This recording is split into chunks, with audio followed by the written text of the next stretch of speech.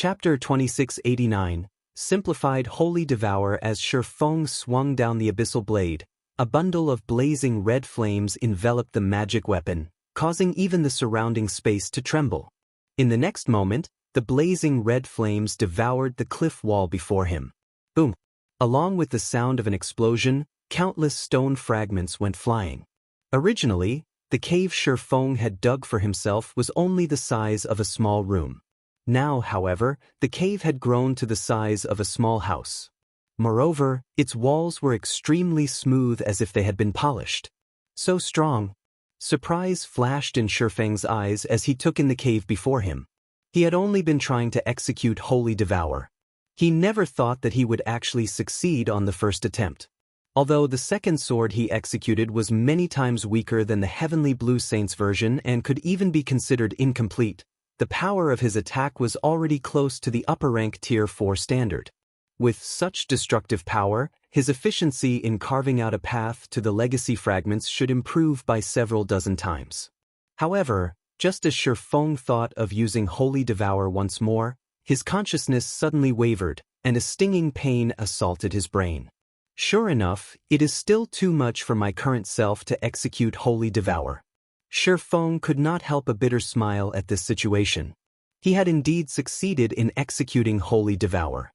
However, the amount of concentration he had consumed by using it once was equivalent to executing over a dozen bronze combat techniques simultaneously. With such a high consumption rate, he would run out of concentration after using Holy Devour 3 or 4 more times.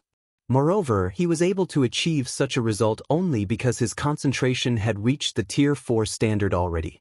Had his concentration remained at the Tier 3 standard, he would have most likely passed out as soon as he executed the first Holy Devour. However, just as Feng was thinking of how he could further perfect his Holy Devour to reduce the burden on his concentration, a tremor suddenly rocked the cave. Before he could react to this unexpected development, the rubble scattered around the cave suddenly gathered and formed a humanoid golem that was as tall as he was. The moment the golem took shape, it released a frightening pulse of mana that froze the ambient mana, making it impossible for him to manipulate the ambient mana at all. Outer Path Guardian. Non-elemental creature, Grand Lord, level 121 HP 53, 500, 000/53, 500, 000. A non-elemental creature?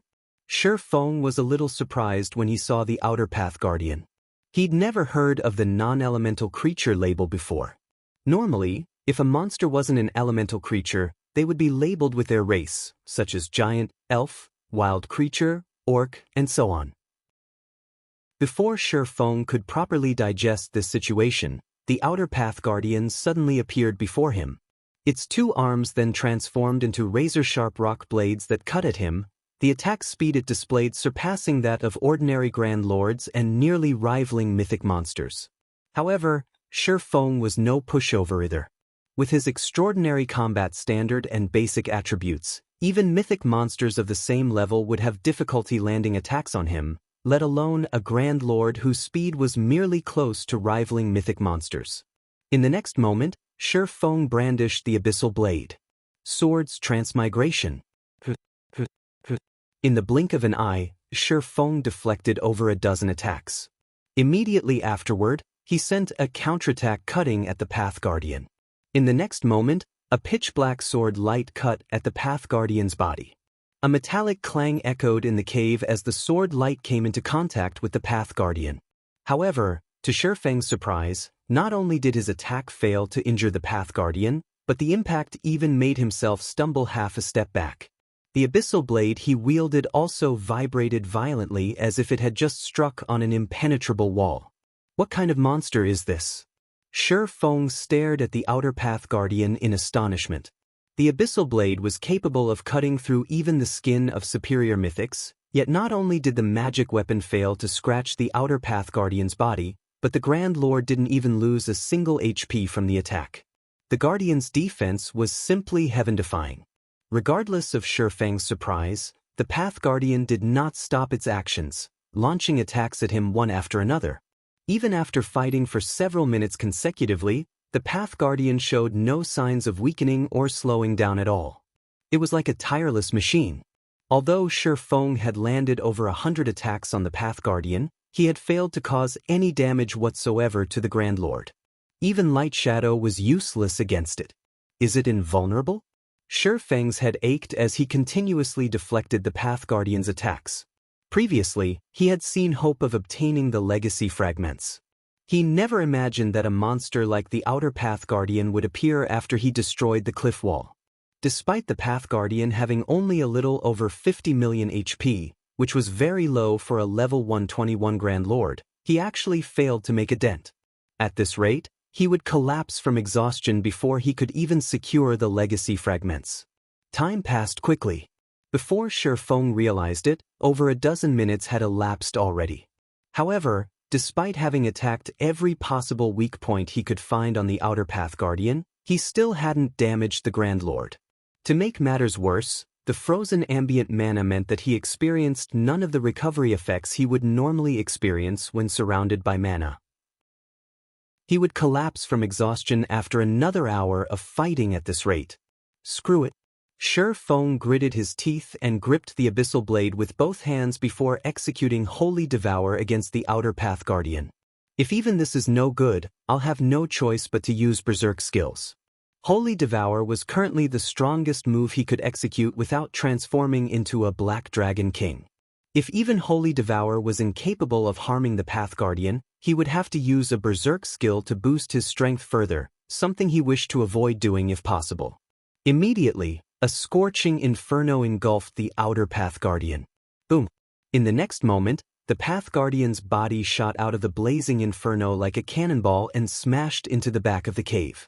Cracks formed on the Path Guardian's originally invulnerable body, and the Grand Lord's HP also fell by over 3.7 million.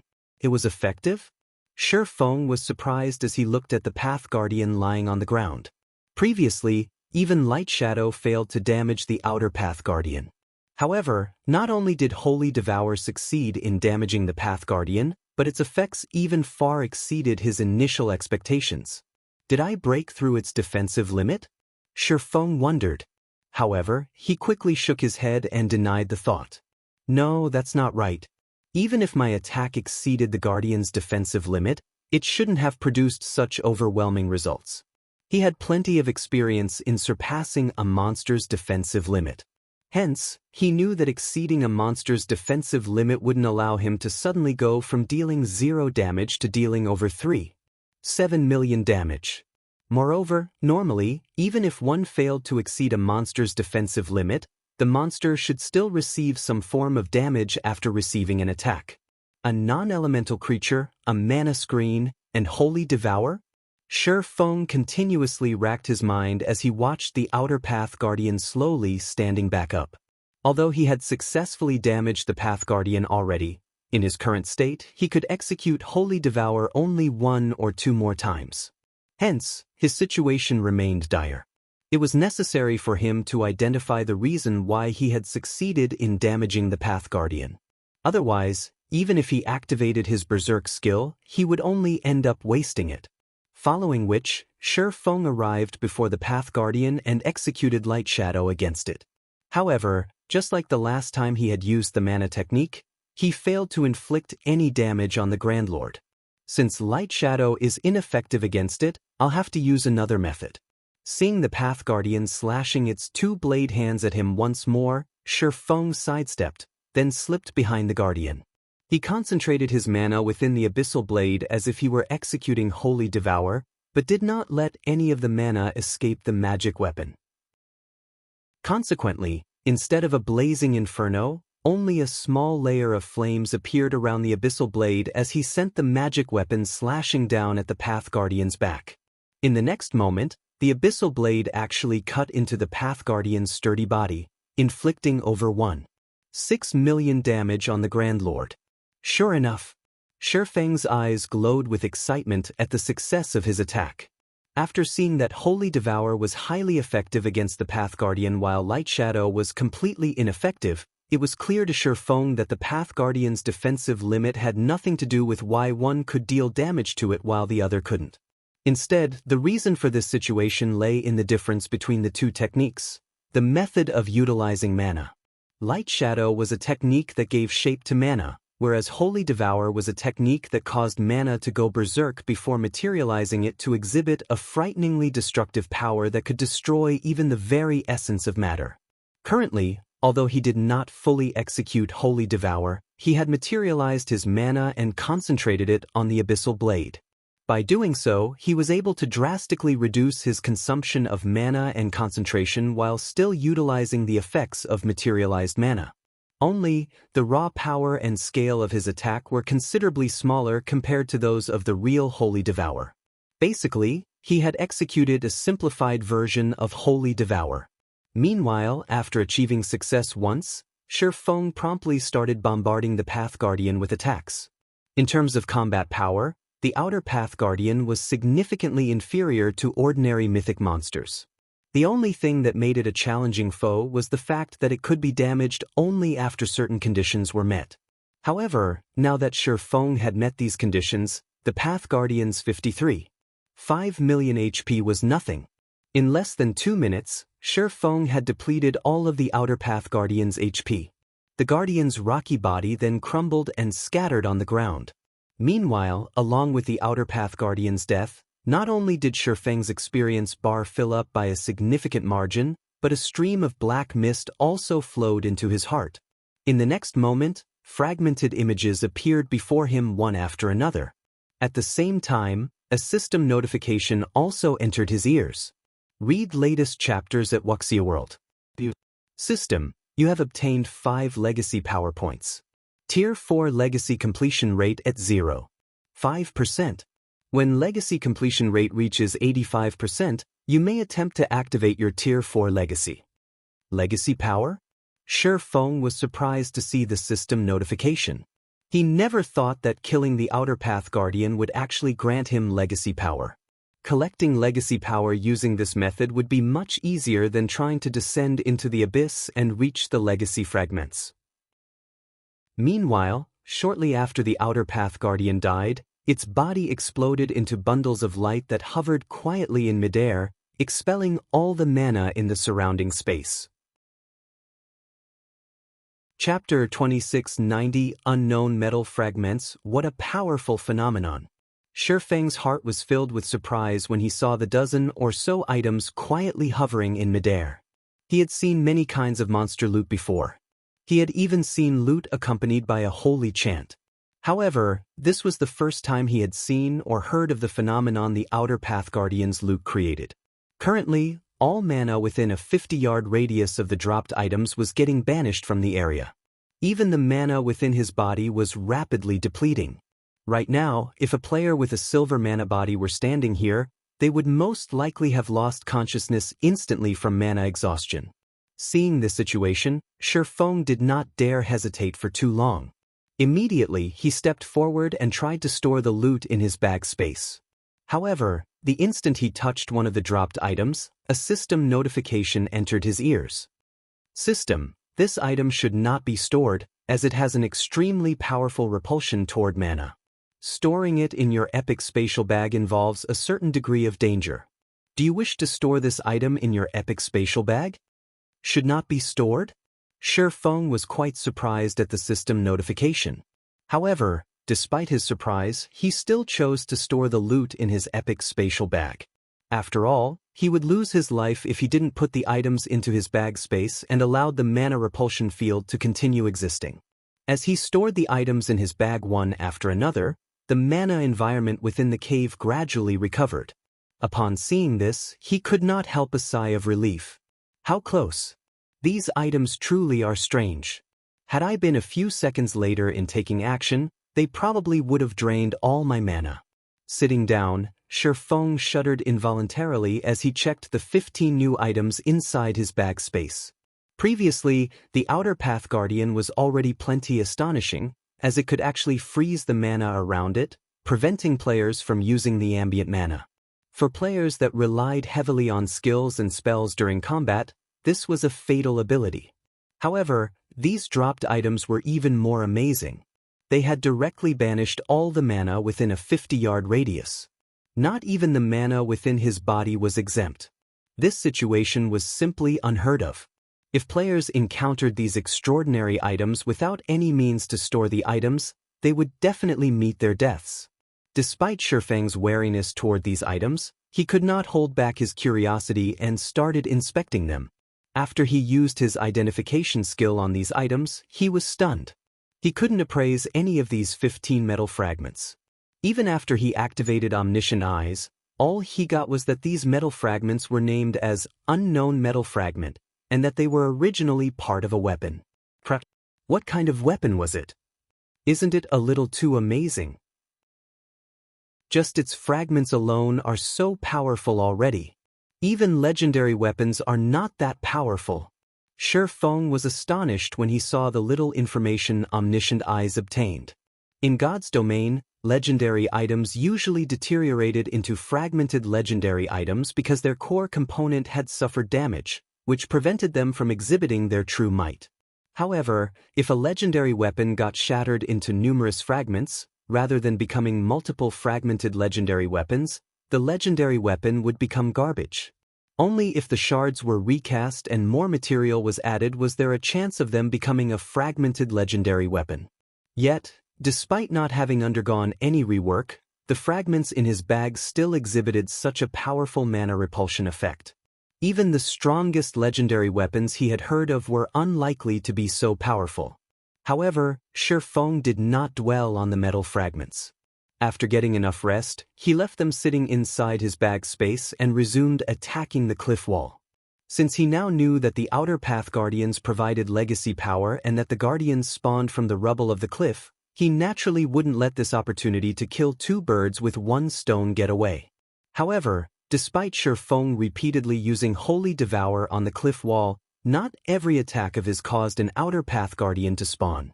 Roughly one Guardian spawned for every 3 or 4 attacks he executed. As a result, his accumulation of legacy power wasn't going as fast as he initially expected. Moreover, because of the Legacy Land's harsh environment, which severely hampered stamina and concentration recovery, Shifeng's recovery rate wasn't particularly fast despite the high-ranking foods and beverages he consumed. At best, it was like he was resting inside an ordinary town. Fortunately, he was familiar with the harsh environments of Tier 4 Legacy Lands and had made preparations beforehand. Long before he could challenge his Tier 4 promotion quest, he had already tasked Melancholic Smile with stockpiling a large amount of high-ranking foods and beverages in the guild's warehouse for both himself and the rest of the guild's core upper echelon. Hence, he currently had more than enough high-ranking foods and beverages to last him for 2 whole months. As Shifeng relentlessly attacked the cliff and killed Outer Path Guardians, his experience bar filled up rapidly. His mastery over the simplified Holy Devour also improved. Only, as the number of Outer Path Guardians he killed increased, the number of unknown metal fragments he obtained conversely decreased. Initially, each kill yielded him more than 10 fragments. Eventually, that number dropped to single digits. Now, he got just 1 or 2 from every kill. As Shifeng progressed down the cliff, he had unknowingly spent 9 days inside the Legacy Land. After 9 days of constant grinding, Shifeng had reached level 124. If not for Demon God Atlok's soul curse, he would have already reached the level 125 threshold.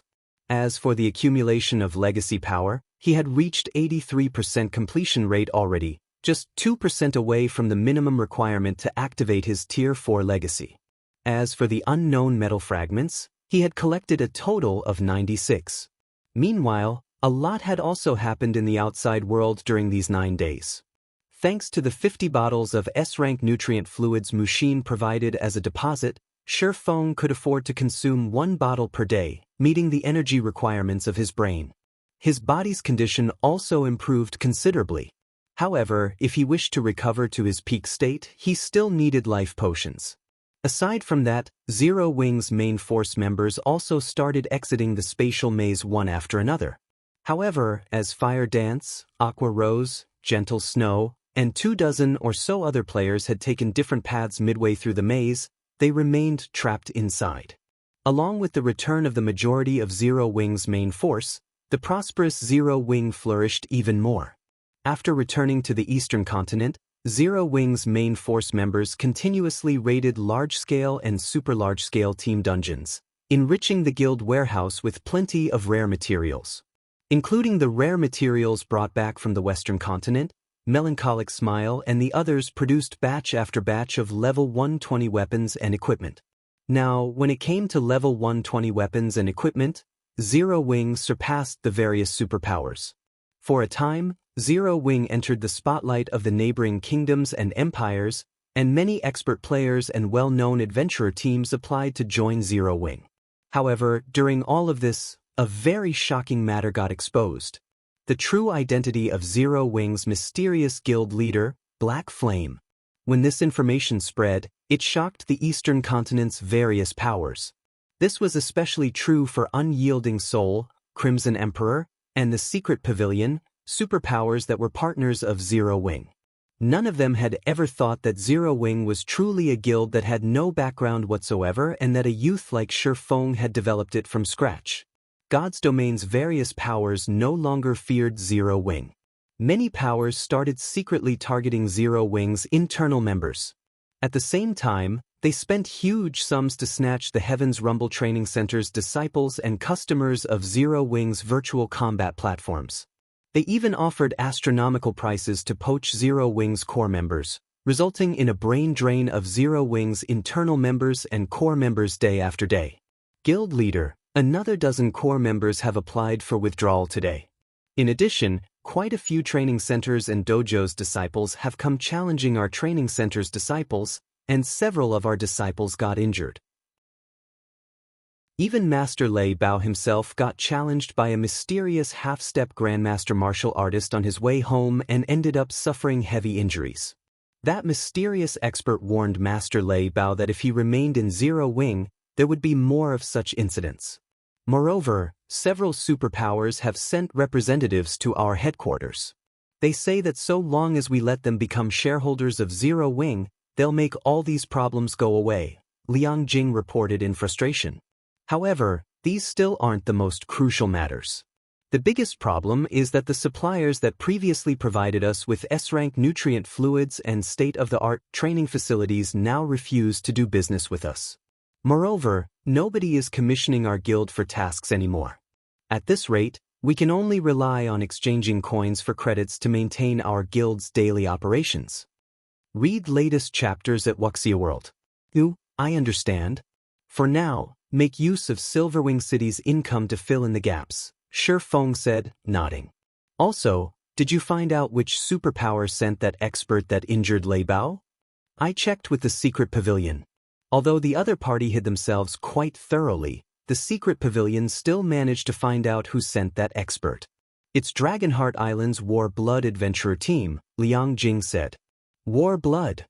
In an icy tone, Feng said, it seems these superpowers really think Zero Wing is some kind of pushover. Do they honestly believe I can't do anything against them? Guild Leader, we don't have the home ground advantage on Dragonheart Island. Moreover, Starlink and a few other superpowers have partnered with Warblood. They also have a medium fortress. Right now, our forces are tied up defending Silverwing City and Stone Forest City. If we dispatch a large number of experts to Dragonheart Island, I'm afraid. When Liang Jing heard Feng's words, she hurriedly tried to dissuade him from taking any rash actions. I know. I'll handle this matter myself, Feng said calmly before hopping back into his virtual gaming cabin and logging into God's Domain. Chapter 2691. Breaking through the limit. The gravitational force here is almost the same as what I felt when those infant black dragons appeared. If I continue digging downward, those dragons will most likely notice my presence. After killing another Outer Path Guardian, Feng poked his head out of the platform he had carved for himself to look at the bottomless abyss. After 9 days of arduous effort, he had finally reached the altitude where he first came into contact with the infant black dragons. Although the infant black dragons were only Tier 3 Great Lords, they were existences that no individual Tier 3 player could hope to go up against. Not to mention, there were 3 infant black dragons moving together here. Currently, The best way for him to complete his Tier 4 promotion was through killing more Outer Path Guardians and steadily accumulating his legacy power to 85% completion rate. Then he could activate his Tier 4 legacy. However, as he carved his way down the cliff, the frequency of the Outer Path Guardian's appearance decreased. In fact, the Guardian he had just killed took him nearly an hour to spawn. At this rate, he would most likely enter the 3 infant black dragons' perception range by the time he could spawn the next Outer Path Guardian. In that case, he would have to fight the Outer Path Guardian while simultaneously dealing with the 3 dragons' attacks. Sure enough, the main god system won't let players enjoy such an easy promotion. In the end, I still have to obtain one of those legacy fragments. Feng could not help a sigh as he looked at his legacy power points. With his current standards, so long as he activated a berserk skill, swiftly killing an Outer Path Guardian while dealing with the attacks of the 3 infant black dragons should be possible. However, he was still short of 3 Guardian kills to reach the minimum 85% completion rate. Even though he had multiple berserk skills, the likelihood of him being able to spawn and kill 3 Outer Path Guardians during the limited duration of his berserk skills was extremely low. After all, the last Outer Path Guardian had taken him nearly an hour to spawn. At best, he would be able to kill 1 Guardian after getting discovered by the infant dragons. As for the remaining 2 Outer Path Guardians, he could forget about them because no matter how he looked at it, coping with the infant dragon's attacks for 2 or 3 hours while he continued carving the cliff was simply impossible. This left him with only one option to complete his promotion quest, obtaining a legacy fragment. While legacy fragments didn't carry equal amounts of legacy power, each contained at least 10 points to as much as 40 points. With his current legacy power points, he needed only 1 legacy fragment to meet the minimum requirement to activate his Tier 4 legacy. Although the completion rate of one's Tier 4 legacy would somewhat influence the success rate of the Tier 4 promotion quest, it wasn't absolute. Legacy power only allowed players to activate their Tier 4 legacy. The more legacy power players managed to collect, the larger the portion of their Tier 4 legacy they could activate. However, after activating and unraveling the secrets of their Tier 4 legacy, players needed to learn the unraveled knowledge in order to complete their Tier 4 promotion quest. Clearing this portion of their promotion quest depended entirely on their own capabilities. The amount of legacy power they accumulated before had no bearing on this part of the quest. And if players failed to learn an adequate amount of knowledge from their legacy within the stipulated time, they would still fail their Tier 4 promotion quest. In the past, the main reason why most Tier 3 experts failed to reach Tier 4 was precisely this second portion, not the failure to acquire a sufficient amount of legacy power. This was also the reason why the stronger a legacy was, the more difficult the Tier 4 promotion quest would be. The stronger a legacy was, the more complex the information contained within it. For example, legacies belonging to the giant and elven race contained incredibly abstruse information. Hence, those playing as giants and elves faced much greater difficulty when challenging their promotion quests. Even if players geared themselves in powerful weapons and equipment, these items would just allow them to obtain more legacy power and open up more knowledge for them to learn. Players still had to rely on their own learning capabilities to complete their Tier 4 promotion quest. Hence, Feng could activate his legacy at 85% completion rate. Reaching 100% wasn't necessary for the completion of his promotion quest. However, trying to reach and obtain the legacy fragments below wouldn't be easy. After all, he had to go up against 3 infant black dragons in the process. There was only so much he could do within the limited duration of his berserk skills. The part where he obtained the legacy fragments would be especially challenging. If a player that did not know how legacy fragments worked were in his shoes right now, they would most likely lose their lives during this process. Players would not automatically obtain the legacy power contained within a legacy fragment. Instead, after securing the fragment, they usually spent between 10 to 20 minutes absorbing the legacy power. And although players did not need direct contact with a legacy fragment to absorb its legacy power, if they went too far away from the fragment, the process would get interrupted and the fragment would shatter. Due to these reasons, players generally needed to complete the process in a safe environment. With the three infant dragons harassing Shi Feng, he obviously wouldn't be able to absorb a legacy fragment in safety. He would have to do it while fighting. However, with the berserk skills he had, he simply wouldn't be able to last that long. No, it's not exactly impossible. If I can hold on for some time in my normal state, it might be possible to secure a legacy fragment. After giving the matter some thought, Shi Feng decided to take the risk and try to secure a legacy fragment. After all, he was no longer the same as when he first entered the legacy land. Not only was he able to execute Holy Devour now, but he had even mastered a simplified version of Holy Devour. Although this simplified Holy Devour was not as powerful as the real deal, the raw power it contained was still superior to that of Light Shadow. With this simplified Holy Devour, he might be able to hold his own against the infant black dragons. After taking a deep breath, he took out the Ring of Gospel from his bag and activated Miniature World and Ring of Brilliance. Now that he had gotten this far in his promotion quest and he had to go up against the three infant dragons no matter what, he no longer had any reason to hold back his cards. Upon Ring of Brilliance's activation, the density of the ambient mana gradually increased. As for Shi Feng himself, his basic attributes rose by 5%. Although Ring of Brilliance's effects were significantly weakened, every little improvement counted now. After activating both of the Ring of Gospel skills, he jumped off the platform and allowed gravity to drag him down toward the bottomless abyss. A few seconds after he started his free fall to the abyss, a series of dragon roars came from some distance away. As he had predicted, the three infant black dragons flew out of the abyss and charged straight at him once more.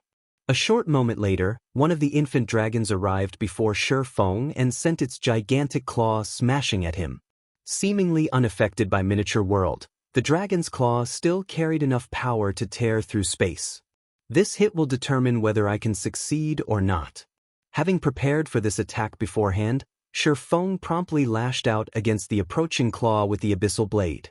In the next moment, the blazing red abyssal blade cut at the infant dragon's massive claw. Boom! When the two attacks collided, a loud metallic clang echoed throughout the abyss, and dazzling sparks illuminated the space around Shi Feng and the infant black dragon. Surprisingly, the dragon's massive claw actually got knocked off course and smashed into the cliff wall nearby, digging out a huge chunk of the cliff. Shi Feng, on the other hand, came out of the clash completely unscathed. Moreover, the impact accelerated his descent into the abyss even further. Good. There's a chance. Shi Feng grew ecstatic when the abyssal blade deflected the infant dragon's claw. Previously, his greatest worry was that he would not be able to block the infant black dragon's attacks. After all, he did not activate Heavenly Dragon's power, unlike before. Besides, the infant black dragons had the home ground advantage, free of the abyss's suppression. Even with the effects of Miniature World, he would most likely have a difficult time deflecting the infant dragon's attacks. Fortunately, the simplified Holy Devour was sufficiently powerful. Now, even without activating a berserk skill, he could hold his ground against the infant black dragons. With this, what he needed to do next became a lot simpler. Following which, Shi Feng continued free-falling while frantically deflecting the three infant dragons' attacks. When he was about to reach the location of the legacy fragments, he activated Gale Domain and forcefully changed his angle of descent toward the legacy fragments. After spotting the location of the legacy fragments, Shi Feng promptly activated Power of Darkness, increasing all his basic attributes by 120%, then executed a two-handed slash at the cliff wall. Holy Devour! A raging inferno immediately devoured the cliff wall, creating a hole with a 30-yard radius. At the same time, a fragmented statue the size of a human adult landed inside the hole, radiating a faint glow and a soul-shuddering divine might. System, you have discovered a legacy fragment.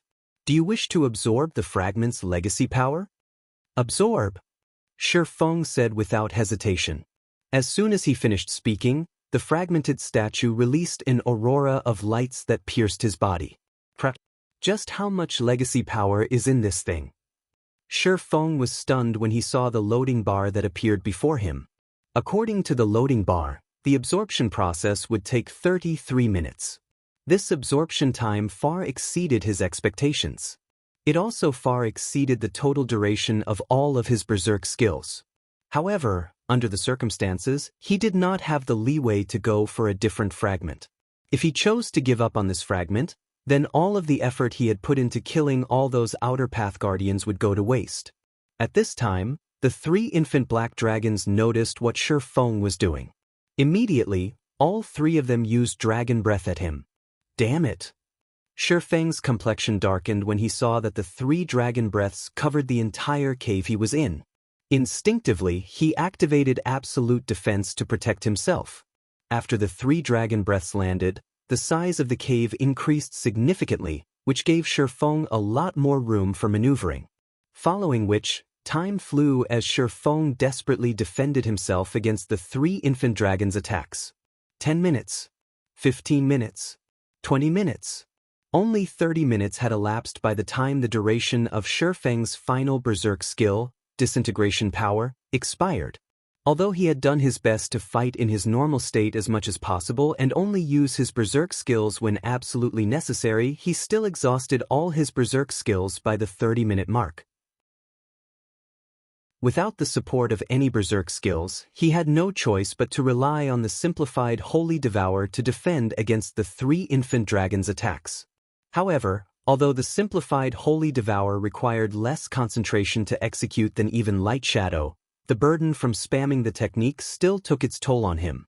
As a result, his complexion grew paler as more time passed. Human, your time is up. You're almost out of stamina and concentration already, while we are still able to continue fighting. Don't even think of leaving alive after you've trespassed into the territory of black dragons. The leading infant black dragon spoke in an ancient language. Despite Feng having no knowledge of this language, his mind actually understood the infant dragon's words. No sooner had the infant black dragon finished speaking than the 2 other infant dragons increased their attack rate, giving Feng no room to catch a breather. 2 seconds. 3 seconds. As the 3 infant black dragons' attack rate continuously increased, Feng had no choice but to use his trump cards one after another. Darkness Domain. Thunder God's Descent. Divine Steps. Void Shield. However, his complexion paled subsequently with each trump card he expended. His brain was also plagued by a stinging pain that dulled his control over his body.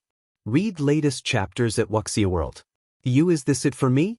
At this moment, Feng could tell that he had already exceeded the limits of his concentration and that he was losing control over his physical body. Now, he couldn't execute the simplified Holy Devour anymore, completely reliant on dodging the 3 infant dragons' attacks to keep himself alive. Void Shield's duration was also about to run out, and as soon as it did, the 3 infant dragons would instantly kill him. Just as Void Shield's duration was about to end, however, a system notification sounded in Feng's ears. System, congratulations. Your Tier 4 Legacy completion rate has reached 102%. Do you wish to activate your Tier 4 Legacy? Chapter 2692, Tier 4 Legacy that surpasses 100% 102%? Despite his waning consciousness, when Feng heard the system's mechanical voice, he could not help getting startled. In his previous life, he had never heard of anyone accumulating their Tier 4 Legacy's completion rate beyond 100%. At best, one could raise it to 100% and fully unlock all the information their Tier 4 Legacy offered.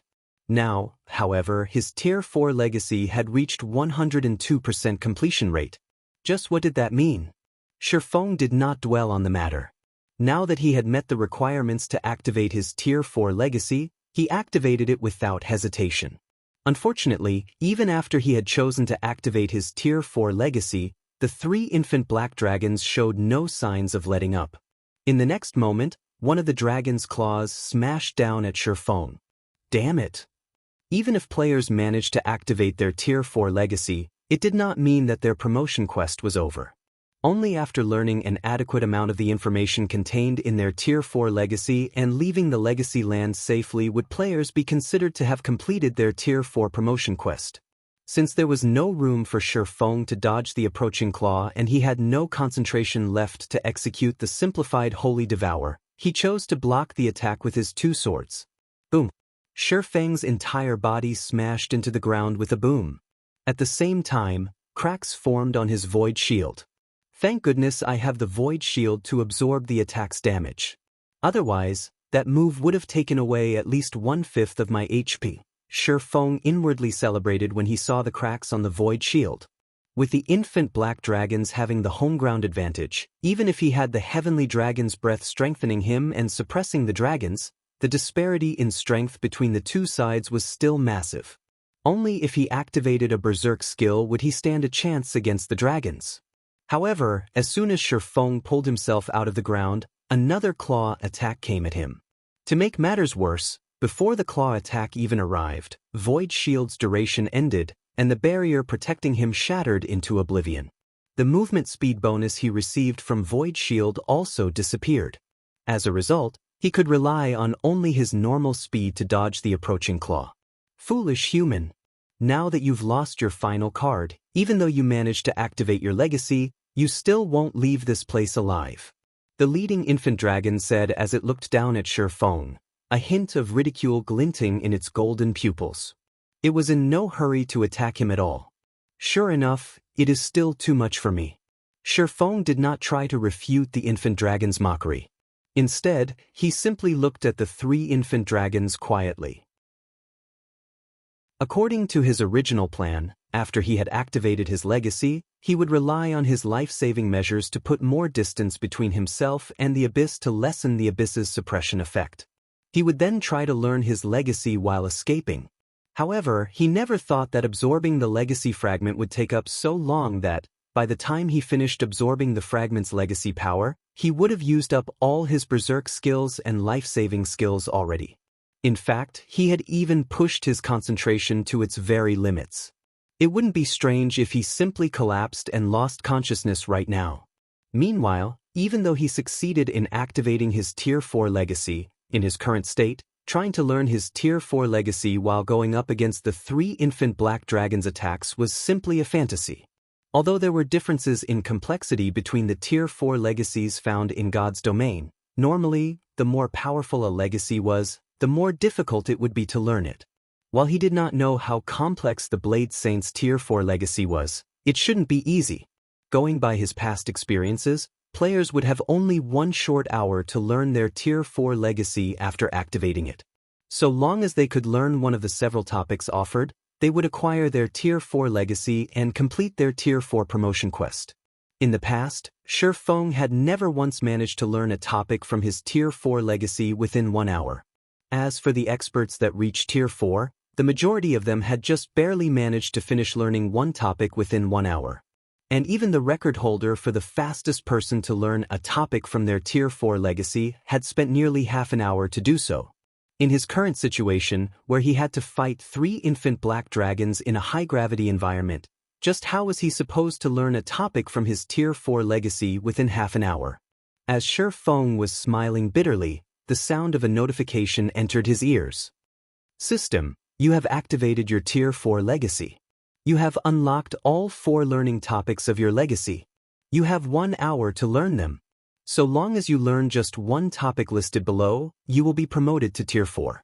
Formless Blade, Action Type, requires Sword Peak Tier 4 Legacy skill when activated, attacks any target within a 300-yard radius 13 times.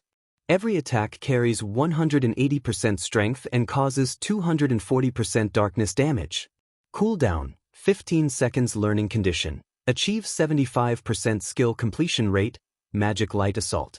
Action Type, requires Sword Peak Tier 4 Legacy skill when activated, user will transform into the image of a sword that attacks a target within a 500-yard radius.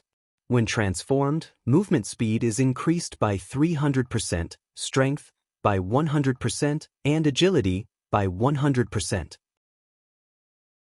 Cooldown, 18 seconds learning condition. Achieve 78% skill completion rate, Blade Guard. Action Type, requires Sword Apex Tier 4 Legacy Skill. Draw upon the power of a sword to create a formless wall that absorbs 100% physical damage from one attack. Duration: 3 seconds cooldown, 21 seconds learning condition. Achieve 80% skill completion rate. Blade Domain. Domain type: requires Sword Apex Tier 4 Legacy Skill. Inject one's own mana into a sword to create a blade domain that covers a 500-yard radius. While Blade Domain is active, user may control up to 7 magic swords, each carrying 180% strength and causing 300% divine damage. Duration: 5 minutes cooldown, 1 hour learning condition. Achieve 85% skill completion rate. For legacy skills at peak rank and above. Moreover, there is even the extremely rare Apex Domain skill. Is this the effect of a 102% completion rate? Feng could not help doubting his eyes when he saw the content of the system notifications. In God's Domain, even for peak legacies, one would be fortunate to see even one peak legacy skill during the Tier 4 promotion quest. In fact, players that activated their Tier 4 legacy at 100% completion rate would only have a chance to learn 2 peak legacy skills. As for Apex legacy skills, there was only a certain chance for them to appear for peak legacy holders. For most players, though, Apex legacy skills were akin to myths. After all, just learning one peak Tier 4 legacy skill would grant Tier 4 players the strength to go up against superior mythic-ranked monsters of the same level. Unlike ordinary Tier 3 skills and Tier 3 legacy skills, which relied on mana for activation, Tier 4 legacy skills could also use legacy power. By using legacy power to activate a Tier 4 legacy skill, players could continue infusing mana into their skill past the minimum requirement in order to raise the power of their legacy skill. And once a peak Tier 4 legacy skill reached its maximum power, a Tier 4 player fully geared in epic weapons and equipment could use it to stand toe-to-toe against superior mythic-ranked monsters of the same level. It was also due to the existence of peak Tier 4 legacy skills that many peak experts had chosen not to complete their Tier 4 promotion quests despite having the ability to do so. For the majority of Tier 3 experts, though, just reaching Tier 4 was already a dream, what more trying to learn a peak Tier 4 legacy skill. Now, however, not only did Feng have 2 peak Tier 4 legacy skills to choose from, but he even had 2 Apex Tier 4 legacy skills. However, Feng's expression quickly darkened slightly.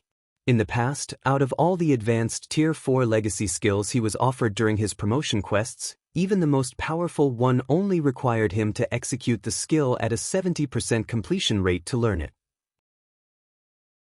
Now, even the easiest peak legacy skill he was offered required him to achieve a 75% completion rate, whereas the most difficult, Blade Domain, required an 85% skill completion rate. That was basically asking him to unleash 100% of Blade Domain's power. Normally, when using Tier 4 skills and spells, Tier 4 experts would only be able to achieve a 70% completion rate or so. Even Tier 4 peak experts would be able to activate a Tier 4 skill or spell at 85% completion rate only after long training. After all, the complexity of Tier 4 skills and spells was much greater than that of Tier 3 skills and spells. Now, however, he was given only 1 hour to learn at least one peak legacy skill to such a high standard. This was simply impossible. During the time Feng was silently cursing the learning requirements, the 3 infant black dragons hovering in midair swooped down at him. Read latest chapters at Wuxia World. Die, human. The 3 infant dragons appeared almost simultaneously around Feng and sent their claws smashing at him, their claws forming a perfect encirclement that left no room for evasion. Screw it. It's all or nothing. Since there was no way for him to dodge the incoming claws, Feng gritted his teeth and chose to learn the most difficult of the 4 legacy skills offered. Blade Domain. Chapter 2693, Blade Domains might. Just as the 3 dragon claws were about to hit Feng, paragraphs of texts and numerous images suddenly filled his mind. These texts and images were none other than the introduction to Blade Domain. Right after these texts and images appeared, an invisible ripple from the abyssal blade spread up to 500 yards into the surroundings in the blink of an eye. A moment after the ripple appeared, A frightening shockwave rocked the cave Feng stood in. It was so powerful that even a large boulder the size of a human adult went flying out of the cave and plunging into the bottomless abyss. When the three infant black dragons hovering above Feng saw this, their eyes widened in shock as they stared at the human, who was clearly near death's door. So, this is an Apex Tier 4 legacy domain? Feng was astonished as he looked at the three massive claws that had stopped just 1 yard away from him. Currently, each of the three dragon claws was blocked by a 4-meter-long magic sword, unable to proceed even an inch further. System: Blade Domain activated successfully. Skill completion rate: 65%. Learning condition not met. You may use Blade Domain again in 30 seconds. 65%. It seems I made the right bet. Feng breathed out a sigh of relief when he saw the system notification. Truthfully, he was not confident of learning a Tier 4 skill. After all, he had never learned one before, let alone Peak and Apex Tier 4 legacy skills. He had been fortunate to activate the Tier 4 skill successfully on his first try. In the past, when he was learning the advanced Tier 4 legacy skills of his class, it took him over 10 minutes just to activate the skills once successfully. And although he was now a domain realm expert, he still was not confident of successfully learning Peak or Apex Tier 4 legacy skills within an hour. Meanwhile, in order to resolve his current predicament, he couldn't rely on a skill that provided only offensive or defensive capabilities. A skill that increased his movement speed temporarily also wouldn't do him much good. If he wished to survive, his only option was to learn a domain skill, which could be used for both offense and defense. Moreover, a domain skill was very useful for group combat. Aside from that, he had taken the initiative to learn Blade Domain, which should have been the most difficult skill to learn out of the 4 available options, because he had a big advantage to rely on: his affinity for mana. Previously, his affinity for mana was subpar at best. His control over mana wasn't particularly good either. However, after having his soul strengthened by a soul array, his affinity for and control over mana had risen to whole new heights. Due to this reason, he had chosen to learn Blade Domain. Given the current circumstances, it would seem that he had made the right decision. He had not only succeeded in activating Blade Domain on his first attempt but even achieved a 65% completion rate. He could also sense that he still had plenty of room for improvement. According to his past experiences in learning skills, if he could successfully activate a skill at 65% completion rate on his first try, then he should be able to raise his skill completion rate to 80% or beyond within the next hour. Human, don't celebrate yet. Although a Tier 4 domain skill is indeed powerful, without a Tier 4 body, you won't be able to exhibit its true power at all. The leading infant black dragon sneered when it saw Feng sighing in relief. After saying so, the infant dragon swept its tail at Feng and shattered the magic sword that had managed to stop its claw attack earlier. When the two other infant dragons saw this scene, they promptly copied their leader's actions, executing a tail swipe.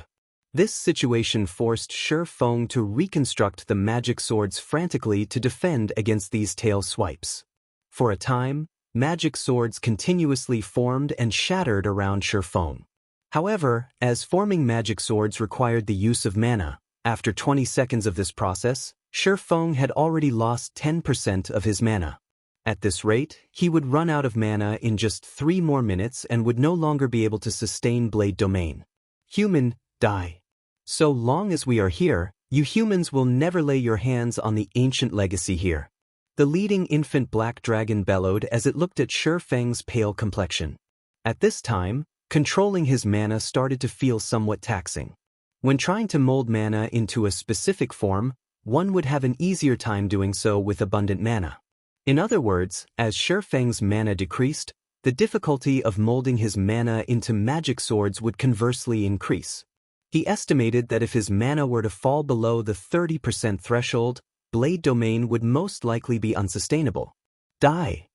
When the infant black dragon saw that Feng had already lost 20% of his mana, they simultaneously executed a Tier 3 draconic skill, Darkness Smash, with their tails. Combined with their strength, the power this skill could exhibit easily reached the intermediate Tier 4 standard. It simply wasn't an attack the magic swords could hope to stop. Don't even think of killing me so easily. After seeing that 30 seconds had gone by already, Shifeng activated Blade Domain once more. This time, he was much more careful when activating Blade Domain. He utilized only the minimum amount of mana to draw the required magic array on the abyssal blade. Boom! In the next moment, a crater formed in the ground before Shifeng. At the same time, an astonished look appeared on the infant dragons' faces. Shifeng had blocked their attacks again. How did he improve so quickly? When the infant black dragons saw the magic swords that had formed before them, they could not help eyeing Shifeng warily. System, Blade Domain activated successfully. Skill completion rate, 75%. Learning condition not met. You may use Blade Domain again in 30 seconds.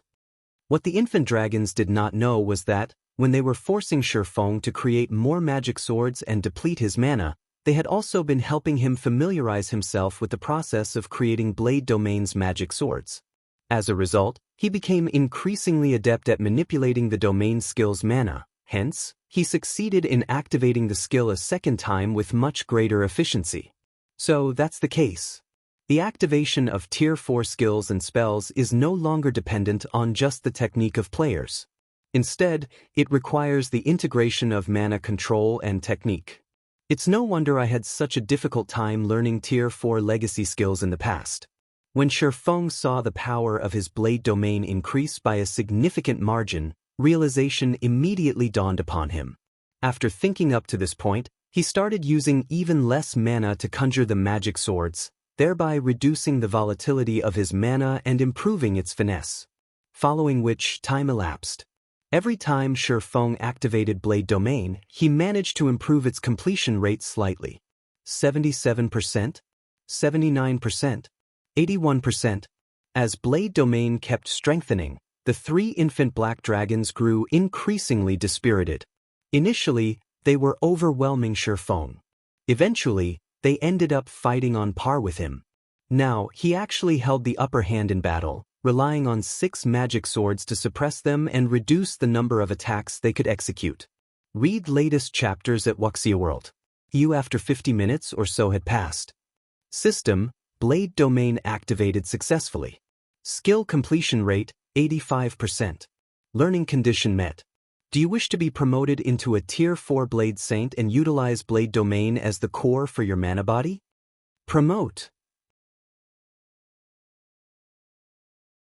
Chapter 2694, Sword Emperor. At last, as soon as Shifeng chose to proceed with his promotion, he felt as if a hidden door in his mana body had opened, and beyond the door was a mana treasury. Not only did the opening of this door increase the total amount of mana he wielded by a significant margin, but even the excess mana his body radiated had undergone a qualitative transformation. If the mana he radiated before was in a gaseous state, then the mana he radiated now would be in a liquid state. The density and purity of his mana were on a completely different level than before. Moreover, as the dense mana inside this treasury spread throughout his body, Shifeng's waning consciousness perked up considerably. He could conjure up 6 magic swords with little to no effort. And the mana constituting these magic swords was so dense that the swords looked and felt as if they were solid metal. In the next moment, Shifeng sent a magic sword stabbing at the leading infant black dragon. The sword crossed the distance of 10 yards instantly and caught the infant dragon completely off guard. The magic sword pierced the infant dragon's tough scales and left a deep gash on its body, the injury causing the infant dragon to shriek in pain.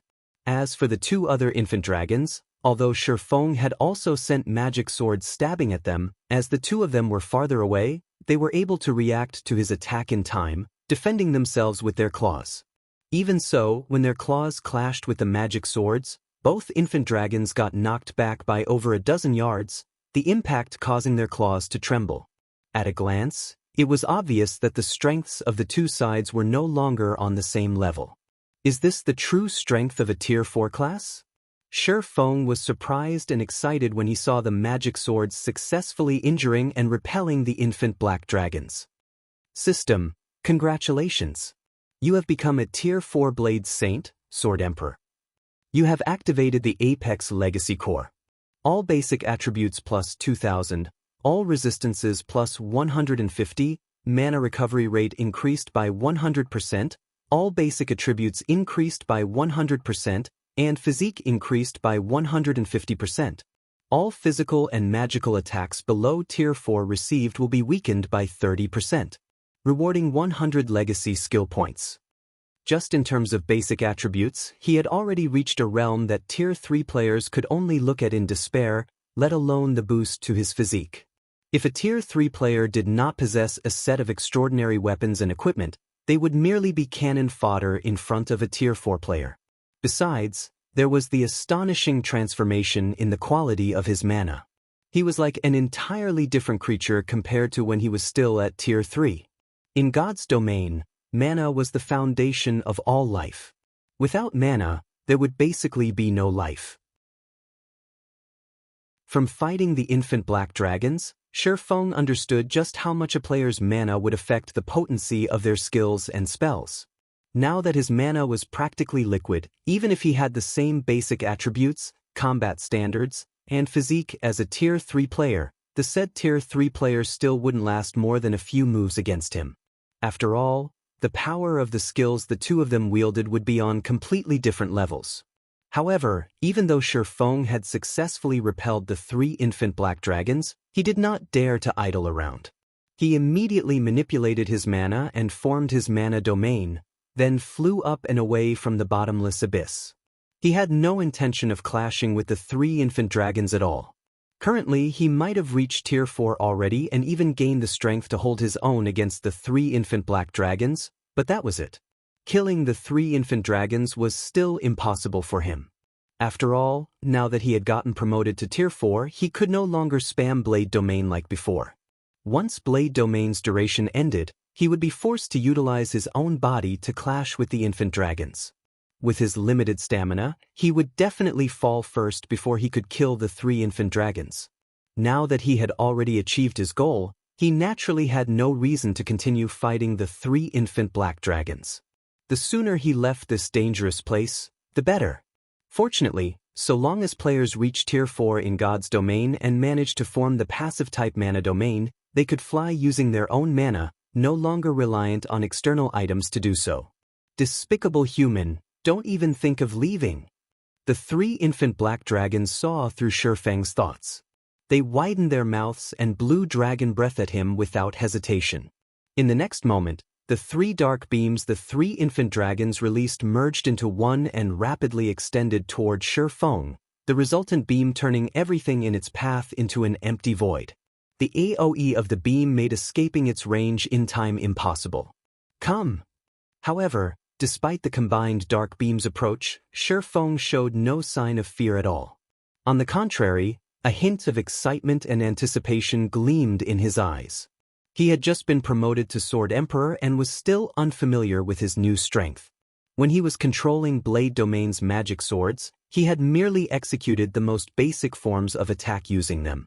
He was extremely eager to see just how strong he was, now that he had risen to Tier 4. Meanwhile, the 3 infant dragons' combined dragon breath was undoubtedly the perfect target for testing his strength. In the next moment, Shifeng started executing his defensive combat technique, Sword's Orbit, using the 6 magic swords he had conjured, creating a defensive sphere that covered a 30-yard radius around him. Boom! When the massive beam of light came into contact with the beautiful galaxy of stars around Shifeng, space around them suddenly transformed into an empty void, as if Armageddon had just arrived. If other players were to see this scene, they would definitely be dumbfounded. While looking at the empty void that had formed above them, the 3 infant black dragons revealed a smirk on their faces. The combination attack they had just executed was far stronger than a single dragon breath. It was also the strongest move the 3 of them possessed. Although Shifeng had already been promoted to Tier 4, if he received the attack without using an invulnerability skill, he would still sustain heavy injuries. However, when the empty void started recovering to its original state, the smirks on the infant dragons' faces disappeared, replaced with a look of shock. After all, at this moment, let alone Feng suffering injuries. Even his equipment wasn't scratched. It was as if their combination attack was nothing but a light breeze to him. Read latest chapters at Wuxia World. Even an advanced combat technique has been strengthened to such an extent? Feng was astonished as he looked at the empty void around him. Although he had known that Sword's orbit was up to defending against the 3 infant black dragons' combined dragon breath, as he now possessed much greater basic attributes, he never thought that he could stop their attacks so easily. Earlier he had clearly used Sword's orbit just like normal, yet it was as if the technique had transformed into a magic array. The moment he executed Sword's orbit, the ambient mana had actually gathered around him and strengthened the power of his technique, to the point where it was equivalent to a Tier 4 defensive skill. Given Sword's orbit's performance, Feng suddenly felt that, if not for Blade Domain's limited duration, he might really have a chance of killing one of the 3 infant black dragons. Meanwhile, seeing that Blade Domain's duration was about to run out, Feng hurriedly controlled his mana and flew to the space-time vortex in the sky above the bottomless abyss and disappeared from the Legacy Land, leaving behind 3 dumbfounded infant black dragons. Chapter 2695. Sudden Change in God's Domain. Exodus Tales V2 Chapter 1. Sudden Change in God's Domain. Damn it. That heaven-blessed bastard got away. We're doomed. What should we do? How do we explain this to that great personage? Anger and panic filled the eyes of the 3 infant black dragons as they watched Feng leave the bottomless abyss through the space-time vortex. A sense of helplessness also suffused their trembling voices when they spoke. Our original plan is already ruined, now that the legacy has been stolen. That great personage will definitely not spare us, once he finds out. At this point, all we can do is scatter and flee. Otherwise, none of us will survive. That's our only option now. Hopefully, that great personage will focus his anger on that heaven-blessed bastard so that our chances of survival will be a little better. After the leading infant dragon spoke up, the 3 quickly reached a consensus. They then flapped their black wings, their hearts brimming with anger at Feng as they fled the bottomless abyss. Simultaneously, they also gloated over the misfortune awaiting him. Meanwhile, on the other side of the space-time vortex, Feng was wholly unaware of the discussion that had just taken place among the infant black dragons. After experiencing a momentary blackout, like before, he found himself back inside the secret room of Zero Wing's residence in Silverwing City. I did it. Tier 4. I became a real Tier 4.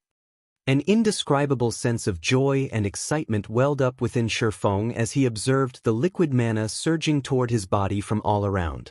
The dense mana continuously replenished his body's depleted mana and mended his haggard spirit. He had finally accomplished the goal that had eluded him in his previous life. Moreover, he had even reached Tier 4 with the hidden class Blade Saint. In terms of basic attributes and skills, what the Blade Saint class offered was leaps and bounds stronger than ordinary Tier 4 classes. Now, he was a true powerhouse in God's domain, and even the various NPC kingdoms would have to respect him. As Feng reveled in his success, the system's cold, monotonous voice suddenly entered his ears. System announcement: God's domain will undergo a major update. Simultaneously, the new expansion pack, Hero's Return, will be activated. All players will be logged out in 30 minutes. The update's estimated duration is 1 natural day. The system announcement appeared 3 times consecutively. Inevitably, everyone in God's domain was shocked. Feng was no exception. A major update? How is this possible? Feng looked at the system announcement displayed before him in confusion. Even after he reread it several times, incomprehension and doubt still filled his eyes. There were plenty of system updates in God's domain. However, even in his previous life, the game had undergone only 2 major updates throughout his 10 years of gaming. The first major update occurred 3 years after God's domain's official launch. There had already been plenty of Tier 4 players in the game at that time, and Tier 3 players were everywhere. Some players had even started attempting their Tier 5 promotions. Yet now, how long had it been since God's domain launched? God's domain's first major update was also the most memorable event for Feng. The update had shaken the entire world, transforming God's Domain into the world's only game and entertainment. After the first major update, God's Domain had become a completely different world from before, no longer the virtual reality game everyone thought it was. God's Domain had become an existence beyond everyone's imagination. Players were no longer players but a group of special entities in God's Domain. Be it God's Domain's NPCs or monsters, both had existed as real people after the update, with their own lives and personalities. They had existed for the sake of survival. These changes had made God's Domain a completely different world, no longer just a virtual reality game, but an existence that could instead affect the real world. At this moment, Feng wasn't the only person puzzled by the sudden arrival of this major update. Many players and the upper echelons of major powers were similarly surprised and confused by this situation. A major update? And it's even going to take one natural day? What is going on? Crap, I haven't even reached Tier 3, yet the system's going through an upgrade. Is the system trying to take my life? For a while, players in God's Domain voiced their complaints about and exasperation over the sudden system update. The update duration of one natural day caught everyone off guard, and they didn't know what to do with this unexpected free time. After all, at this point, God's Domain had long since become a part of their lives. Logging into God's Domain every day had already become an instinct. The previous system updates had lasted only a few to a dozen real-world hours. This 24-hour system update was simply maddening. Anyone who entered God's Domain as part of the first batch of players knew that the difficulty of leveling up and killing monsters would increase substantially after a system update. The requirements for players' techniques would also increase. Hence, the major update would undoubtedly be a nightmare for players who had yet to reach Tier 3. The arrival of this update would also bring a massive change for the various powers in God's Domain. After all, this update would reduce the number of players capable of reaching Tier 3. The difficulty and resources required to nurture their guild's internal experts would also increase. This, in turn, would cripple their current development plans, and they would have to restart their planning from scratch. However, while some powers felt dissatisfied and angry over this major update, others were overjoyed, especially the new powers and corporations that had joined the game just recently. The increase in the difficulty of leveling up and obtaining resources would undoubtedly destabilize the status quo in God's Domain. If the newcomers properly grasped this opportunity, they could replace God's Domain's veteran powers. The atmosphere among God's Domain's various powers became extraordinarily tense. While frantically poaching talents and purchasing resources, many of these powers also drastically reduced the resources for ordinary and low-potential members. In turn, this prompted many guild players to leave their respective guilds for greener pastures. While God's Domain's various powers were taking action, Liang Jing hurriedly contacted Feng. Guild leader, all major powers are currently purchasing coins and resources on a large scale. Shall we start buying as well? Liang Jing asked anxiously. That won't be necessary. Feng couldn't help chuckling when he heard Liang Jing's words. Haven't those superpowers been constantly preventing us from acquiring funds? We'll now dispose of all the coins we earned through Silverwing City during this period. Let them buy as much as they want. Guild leader? Feng's words took Liang Jing aback, her mind unable to comprehend his intentions. The various powers were currently doing all they could to purchase coins and resources, yet Feng wanted to sell Zero Wing's coins in bulk.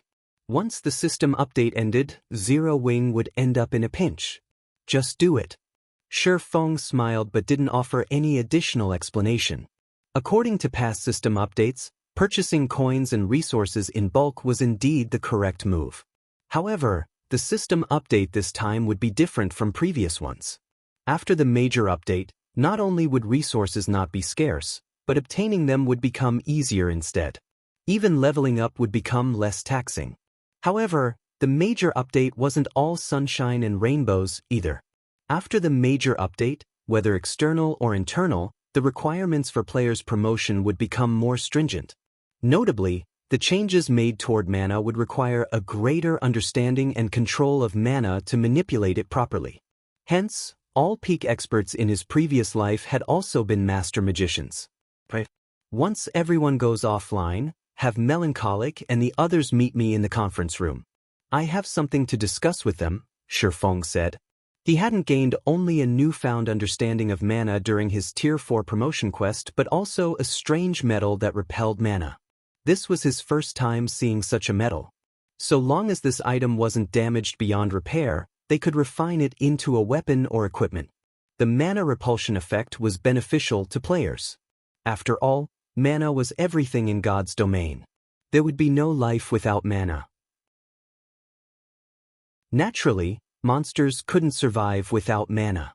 If he could successfully recast the metal, he would have the capital to contend against the various superpowers. Such an item would be helpful when he explored dangerous forbidden lands to acquire resources necessary for conquering the Tier 4 promotion quest. In God's domain, high-level forbidden lands contained most of the resources capable of helping players reach Tier 4. Although Shifeng had already reached Tier 4, if he visited these places by himself, the best he could do was survive. He wouldn't be able to conduct a proper exploration of these locations. During his previous life, the various superpowers typically sent teams of Tier 4 players to explore these places. Going alone would be suicide. I'll contact them now. Liang Jing then disconnected the call. Frozen World, Frost Heaven City, Frost Heaven's headquarters. Due to God's domain's sudden system update, Frost Heaven had also hurriedly convened a meeting to discuss the changes that would occur to the game. Currently, over a dozen people sat in the magnificent conference room. Every one of these people was an existence capable of shaking the real world with their every step. At this moment, however, these people had nervous expressions as they looked at the middle-aged man seated at the front of the room. This middle-aged man looked very amiable. Although he had an unyielding appearance, the aura he gave off felt like a spring breeze. However, none of the people present could relax in his presence. "That's it for the meeting," the middle-aged man said, adjourning the meeting. He then shifted his gaze to Mushin and the petite girl beside her, saying, "Mushin, both of you stay behind." "Yes, sir." As if they had received an amnesty, everyone unrelated promptly rushed off, leaving the middle-aged man, Mushin, and the petite Crue sitting quietly inside the large conference room. "Uncle Hong, do you have good news to share?" Mushin asked fawningly as she looked at the stern, middle-aged man. "Little girl, you're still pretending? Do you honestly think you can hide the fact that you've invited Zero Wing from everyone?" Nonchalantly, the middle-aged man added, "You should know how rare this opportunity is. This will be a gathering of titans. Even those so-called superpowers can only dream of joining.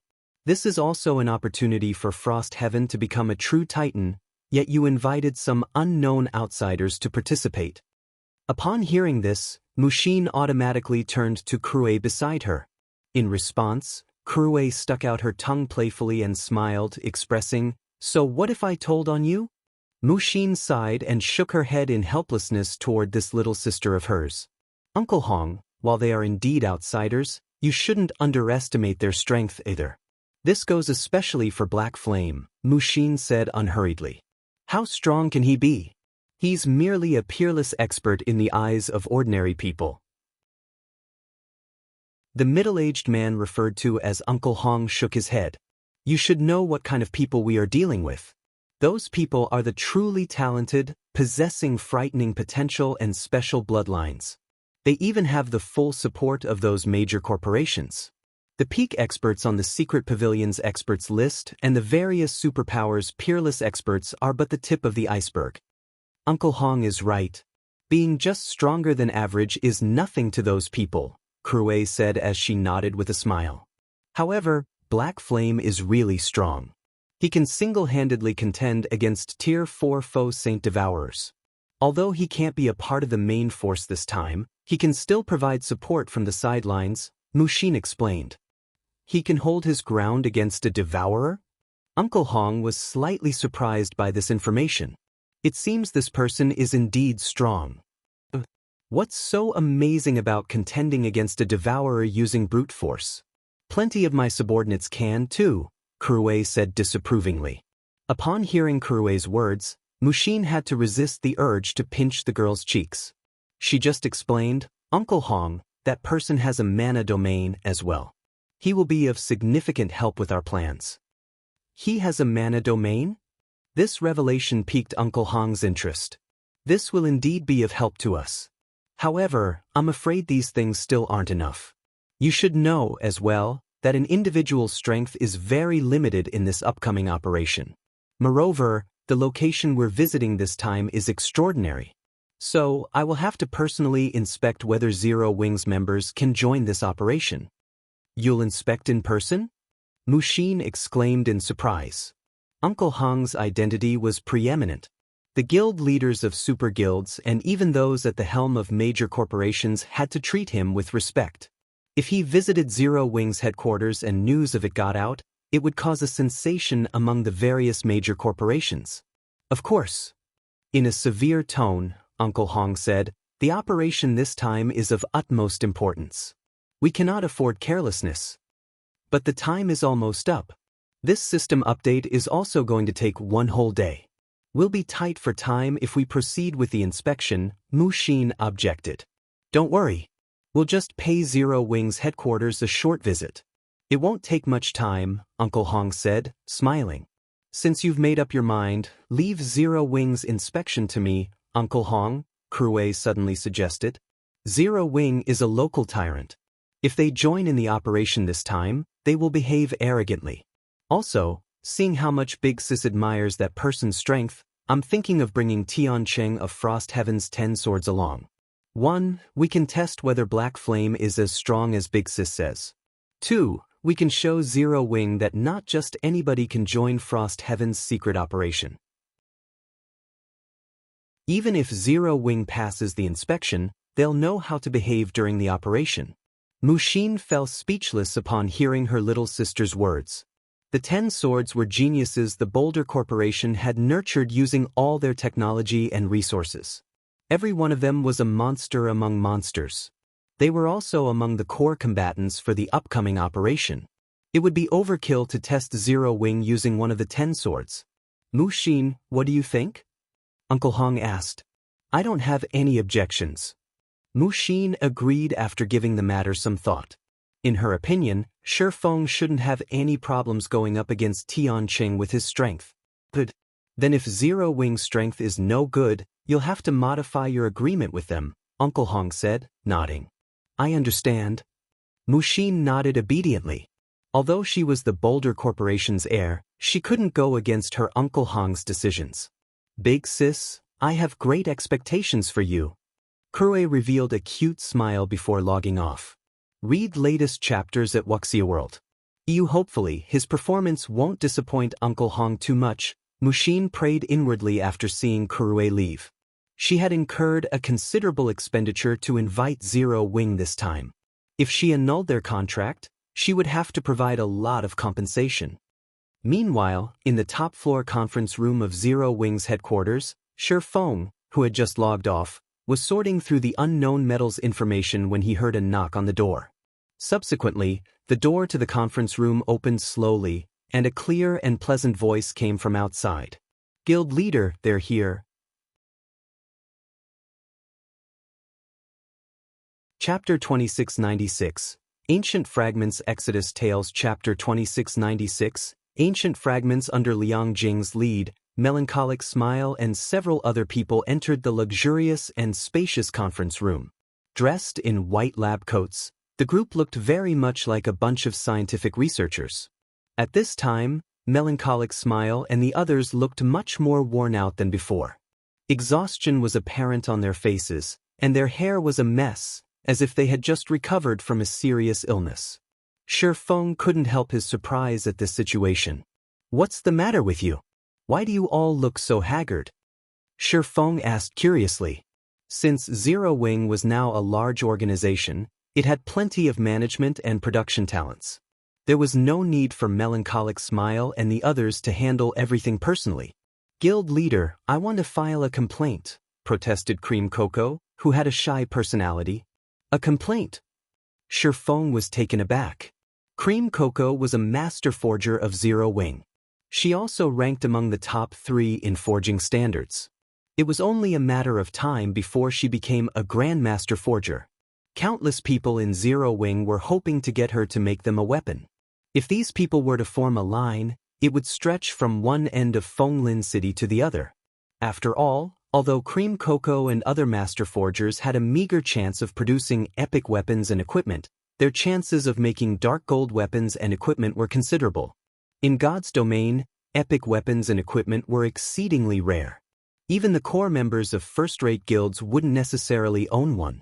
Hence, level 100+ dark gold weapons and equipment could already draw envy from passers-by. What more custom-made dark gold weapons and equipment? To put it simply, nobody in God's domain would dare bully Cream Cocoa. Anyone who did would be fortunate if Cream Cocoa just outright ignored them. Thus, I want to complain, guild leader. Cream Cocoa said resolutely. What do you want to complain about? Shifeng asked curiously. Aqua Rose and Gentle Snow. Cream Cocoa said with her cheeks puffed out. They're too much. Guild leader, you need to give me justice. They're bullying you? That can't be, right? Shifeng couldn't help being surprised once more. Aqua Rose and Gentle Snow were the vice guild leaders of Zero Wing. They managed the guild properly, and everyone in the guild also respected them. He found it hard to imagine the two bullying a cute girl like Cream Cocoa. The two vice guild leaders asked us to complete 500 customized dark gold weapons in 5 days. They even threatened to cut our research funding if we don't meet the quota, Cream Cocoa complained. Guild leader, you're a master forger too, so you know how difficult it is to make level 100+ dark gold weapons.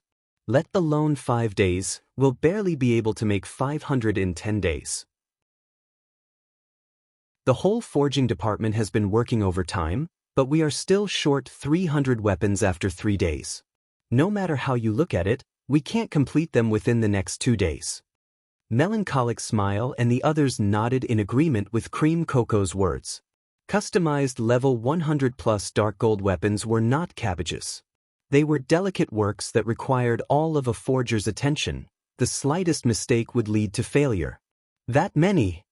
The number Cream Cocoa reported shocked Shifeng. 500 customized dark gold weapons was a significant number. Moreover, these weapons were level 100+ weapons. So many of such weapons could elevate a first-rate guild's core team's overall combat power to a whole new level. What weapon did those two ask you to make? Shifeng asked. It's this one. Cream Cocoa pulled out a tablet from her coat and swiped her finger across the screen, transferring the information on her tablet to the conference table's holographic projector. The projection of a black spear appeared above the table. The spear was as tall as an adult human, and engraved on it were intricate magic patterns. The spear looked extraordinary at a glance. What a powerful spear! Surprise filled Shifeng's eyes as he read the spear's detailed information. Thunder Spear. Spear, dark gold consumable, level 110 equipment requirement. Strength 2000 ignore levels plus 30 ignore defense. Throwing distance increases according to the wielder's strength with a maximum of 3000 yards. Causes 1000% lightning damage to a 20-yard radius upon impact. How is this even a weapon? It's a long-range missile. Unfortunately, the spear was only for one-time use. If it had no limit, raiding field bosses would be child's play. Even Tier 2 players could easily challenge Tier 4 mythic bosses with such a spear. If they could mass-produce this spear, siege warfare would become a joke. However, Shifeng also had to admit that the Thunder Spear's production was truly challenging. The required materials were secondary, costing only 20 gold or so in all. The crucial problem was the drawing of the magic patterns. If one weren't at the Master Magician standard, the production success rate would drop dramatically. Guild leader, please talk to the vice guild leaders. 5 days is too short. We need 10 days at least, Cream Cocoa pleaded pitifully. I can talk to them about it. Shifeng nodded. He felt that Aqua Rose and Gentle Snow were indeed being difficult. That's great. You're the best, guild leader.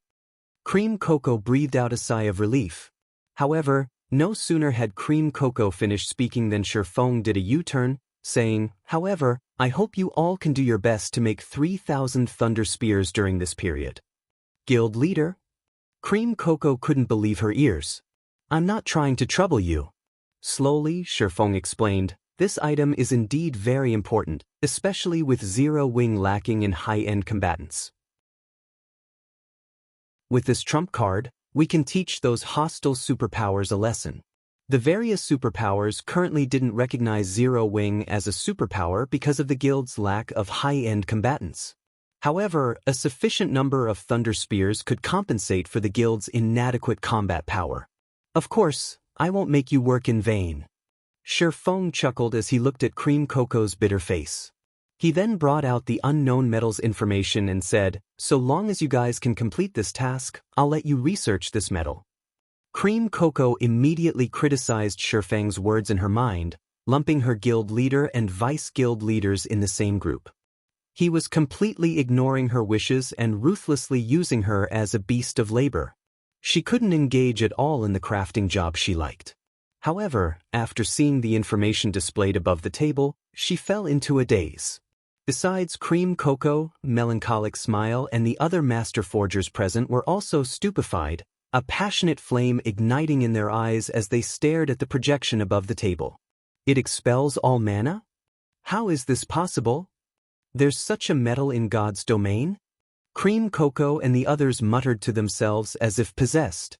The exhaustion on their faces had also vanished completely as countless thoughts flooded their minds, as if the door to a new world had just opened to them. Shifeng wasn't surprised by this situation either. For those devoted to the forging profession, a material like this only appeared in their dreams. After all, mana was the foundation of all things in God's domain. If one could completely expel mana from an object, one would be unstoppable. Just the thought of producing a weapon using such a metal excited these master forgers greatly. Why does this look familiar? Cream Cocoa mumbled as she read the metal fragments information. Familiar?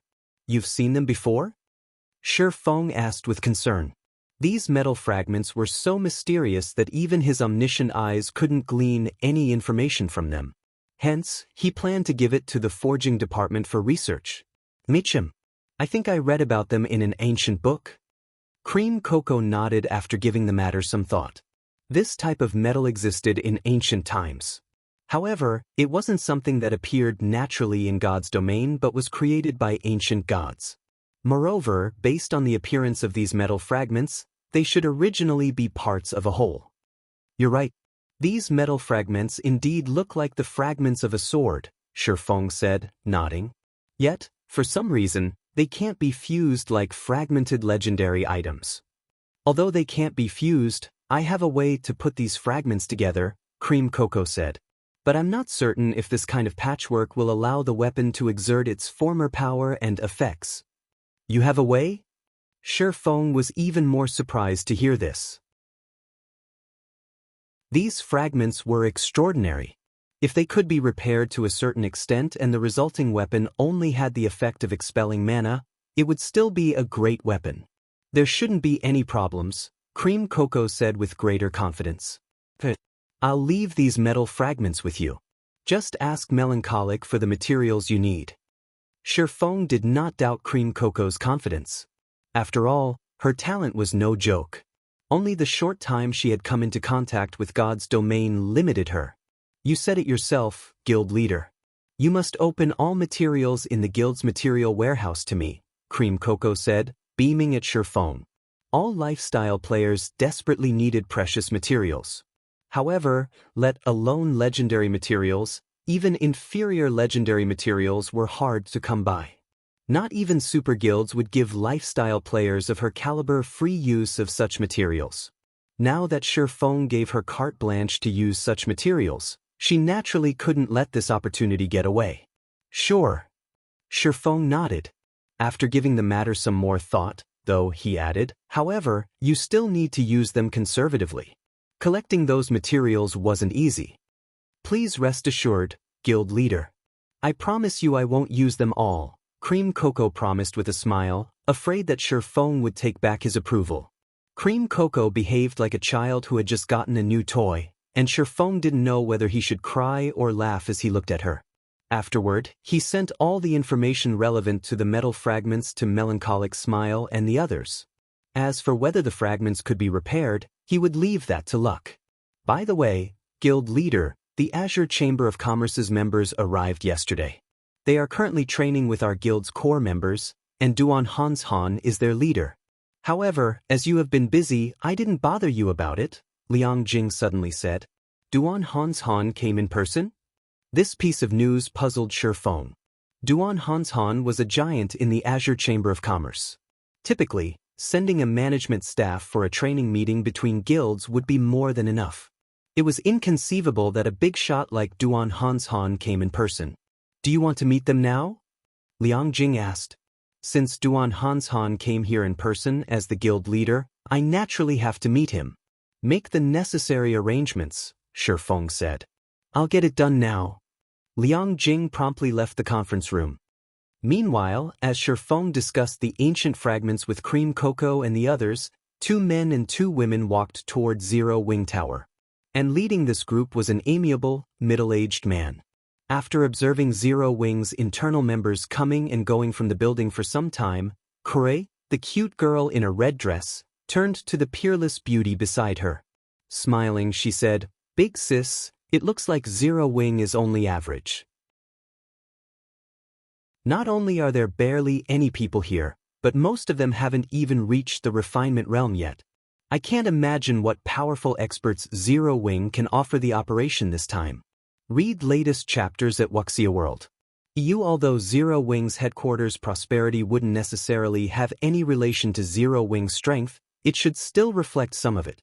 Mushin remained silent in response to Kurue's comment. While she knew that Zero Wing had just recently emerged, she never thought that the guild's headquarters would have so few members stationed in it. Moreover, the average strength of these members was appallingly weak. Let alone superpowers, they couldn't even hold a candle to the members found in the various pseudo-superpowers headquarters. Alright, let's go in and have a look. Uncle Hong frowned slightly. However, he didn't dwell on the matter, entering the lobby of Zero Wing's headquarters together with Mushin and the others. Chapter 2697, Inspecting Zero Wing Tower's lobby. With a ceiling soaring 9 meters high, the lobby looked very much like a small stadium. Aside from the reception for visitors, it also had a cafe and a lounge area, as well as a virtual combat platform for the guild's internal members to entertain themselves and visitors. Due to these reasons, quite a lot of people had gathered in the lobby. When Mushin and her companions entered the lobby, they quickly noticed several hundred people thronged the virtual combat platform. These people were spectating a duel between Zero Wing's internal members, and the scene was very lively. After seeing Mushin's group entering the lobby, one of the front desk receptionists approached them and asked, Hello, are you here to look around Zero Wing's headquarters? Or do you have other business to attend to here? My 2 nieces are interested in Zero Wing, so I brought them here for a visit today, Uncle Hong explained with a smile. Certainly. The receptionist smiled and took out 4 visitor cards. You may visit up to the 9th floor with this visitor card.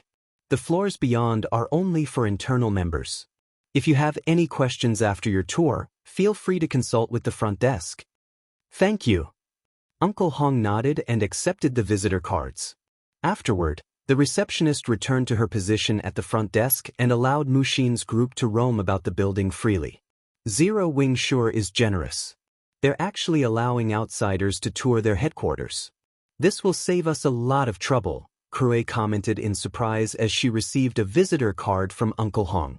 Usually, the various large guilds would place tight restrictions on their headquarters. Aside from the lobby, they generally wouldn't allow outsiders to visit other locations. They might be trying to lure more people to join Zero Wing, Mushin said. She more or less understood Zero Wing's circumstances. Although Zero Wing was prospering in God's domain, it remained an unknown entity in the real world. Despite having gone to great lengths to secure a guild headquarters, Zero Wing still lacked talents. Letting visitors tour its headquarters would undoubtedly give players unaware of Zero Wing's existence a better understanding of the guild. There are quite a few people here, but it's a pity that there are hardly any experts.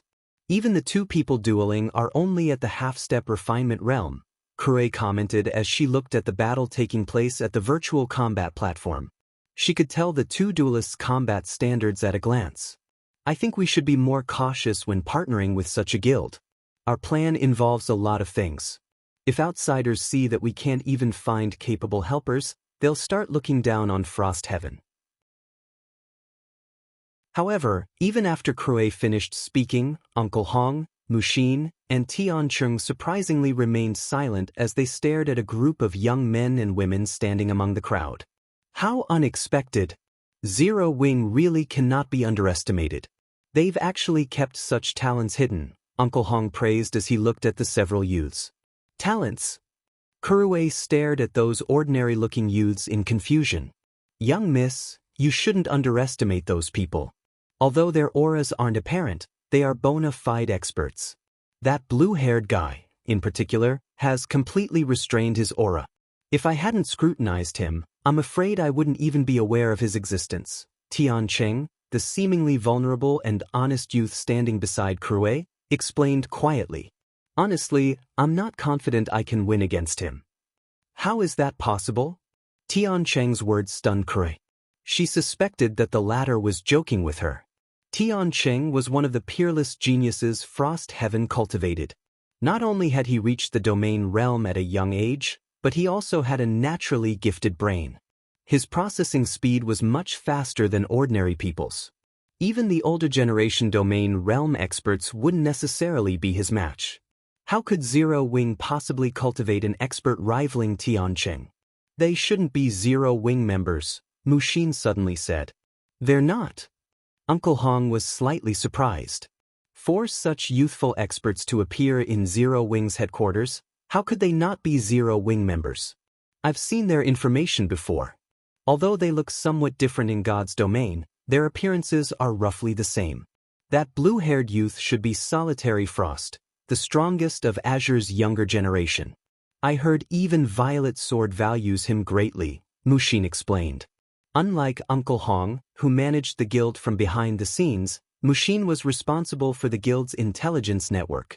Hence, she had a much better understanding of God's domain's various powers than Uncle Hong, especially when it came to the various superpowers' younger generation. She placed great importance on collecting such information. Why would Azure's peerless genius run all the way here? Kurei grew even more puzzled at this revelation.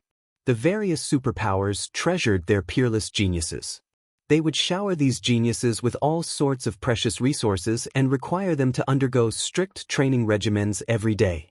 They wouldn't let these people leave their headquarters at will. Tiancheng was a similar case.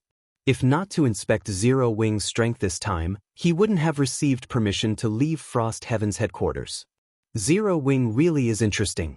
Not only did Azure's peerless genius come running over, but so did an old fellow from Azure, Uncle Hong said as he gazed at a cool-headed, middle-aged man resting and drinking tea in a corner of the lobby. Old fellow. When Kurei checked the focus of Uncle Hong's attention, her mouth dropped wide open subconsciously. The man Uncle Hong was looking at was none other than Duan Hanshan, the strongest person of the Duan family's second generation. Duan Hanshan's reputation in the virtual gaming industry was in no way inferior to Uncle Hong's. Or, to put it in another way, she had grown up listening to the stories of these men. For such a big shot to visit Zero Wing's headquarters personally was definitely big news. At the same time Hong Xinyuan noticed Duan Hanshan also noticed Hong Xinyuan's presence. The two of them then smiled at each other. Let's head over, Hong Xinyuan said, smiling. After saying so, Hong Xinyuan made his way to Duan Hanshan. As for Mushin and the others, they obediently followed him while bating their breaths. Old Hong, what brings you here? Duan Hanshan greeted Hong Xinyuan with a smile. My two nieces are interested in Zero Wing, so I came to look around, Hong Xinyuan replied perfunctorily. However, I'm curious as to why the Western Continent's ice demon is here. There still shouldn't be much interaction between the Eastern and Western continents. The Azure Chamber of Commerce mainly operated on the Western continent, and the businesses it had on the Eastern continent were very few. No matter how he thought about it, There shouldn't be much contact between Azure and Zero Wing. Narrowing his eyes, Duan Hanshan refused to believe a single word from Hong Xinyuan's mouth. He then stroked his beard and said flatly, "It's nothing.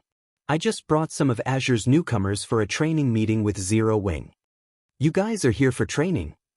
Hong Xinyuan reflexively arched a brow at Duan Hanshan, doubt coloring his face.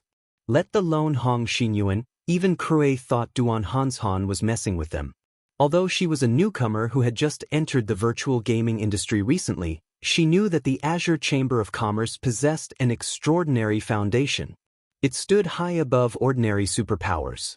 In comparison, Zero Wing was a new guild that had just emerged along with God's domain. Who would believe that Azure would send its top talents to receive training from Zero Wing? What? Don't believe me? Duan Hanshan chuckled. If we were in a super guild's headquarters, I would definitely believe you, but Zero Wing? Hong Xinyuan chuckled and shook his head. Some guild operations indeed had to be kept confidential and could not be disclosed to outsiders.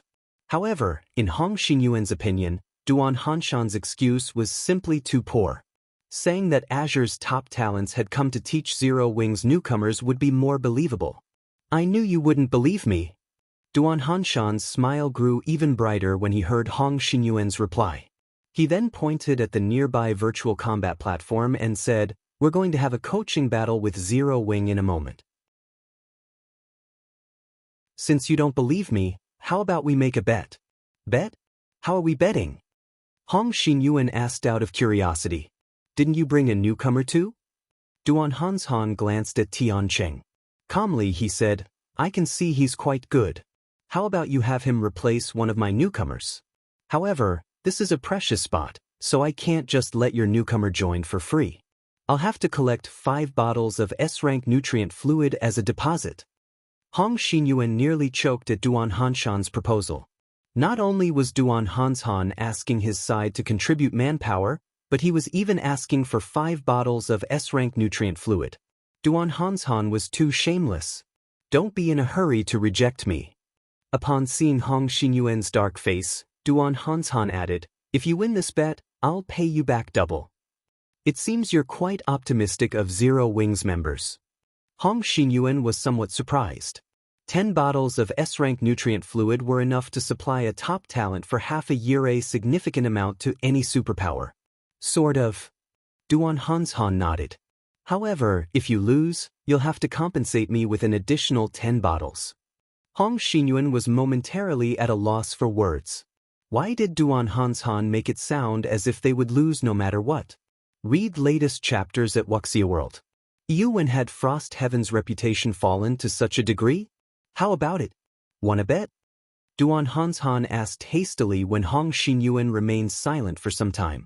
However, Hong Xinyuan wasn't a young and arrogant rookie. He didn't pay any attention to Duan Hanshan's goading at all. Instead, he turned to look at the honest-looking Tiancheng. "Tiancheng, what do you think?" Hong Xinyuan asked. Chapter 2698, Zero Wing's Hidden Strength? Upon hearing Hong Xinyuan's question, Krue hurriedly signaled Tiancheng to agree.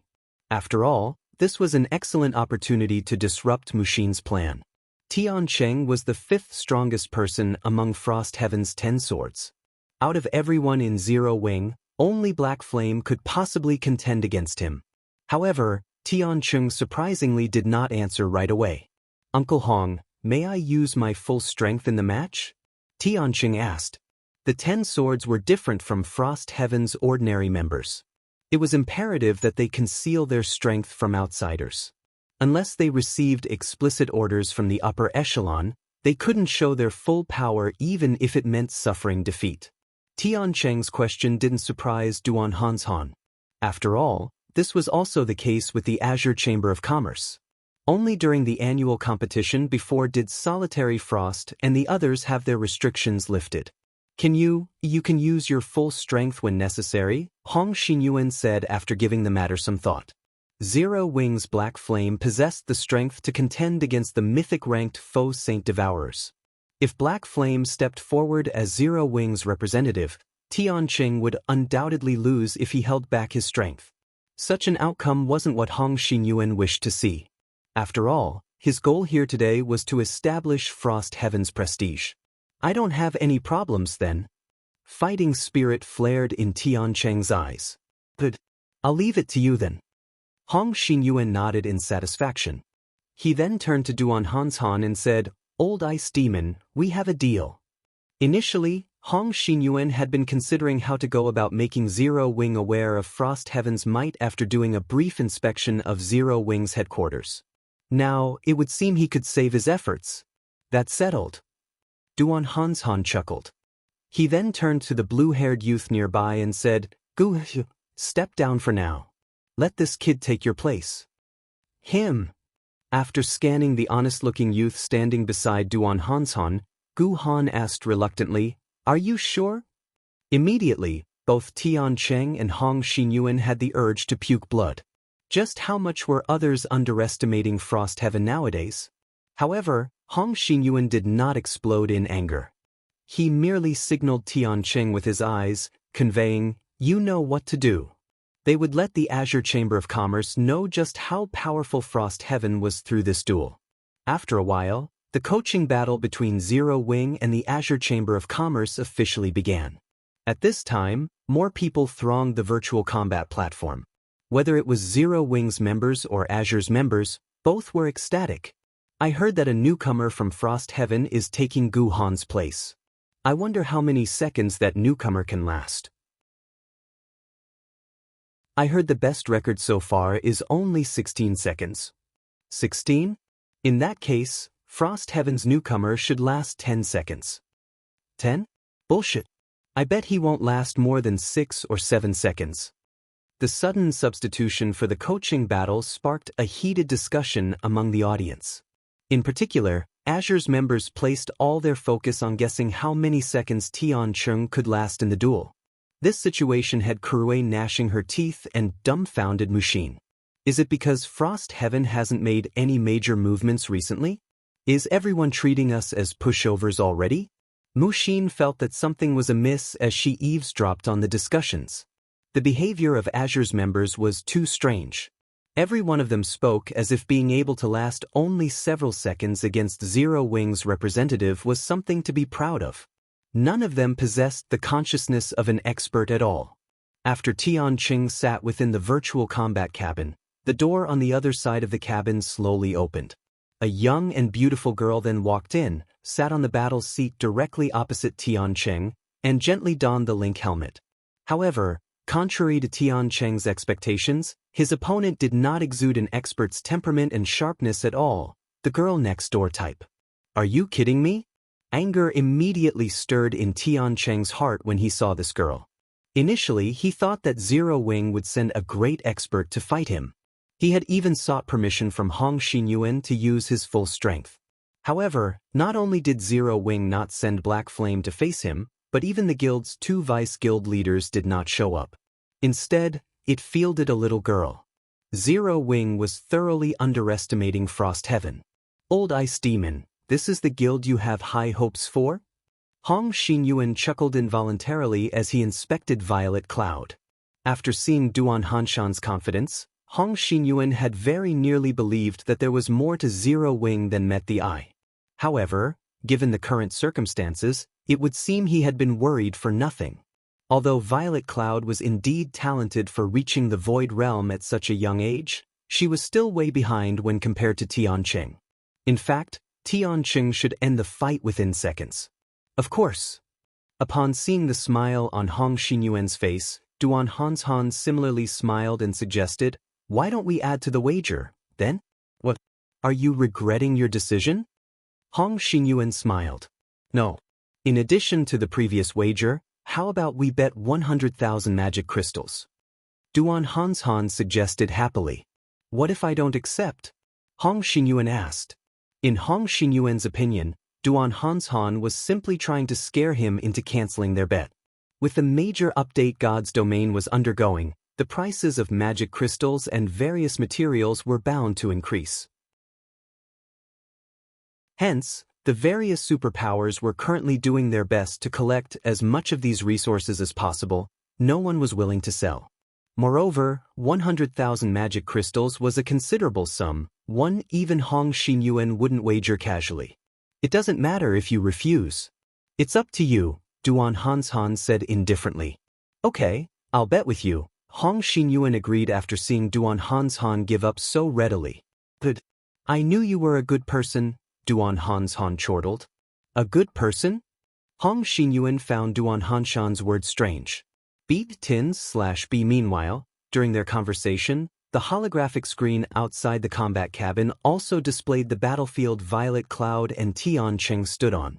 The battlefield was a barren wilderness, with the two players 100 yards apart from each other.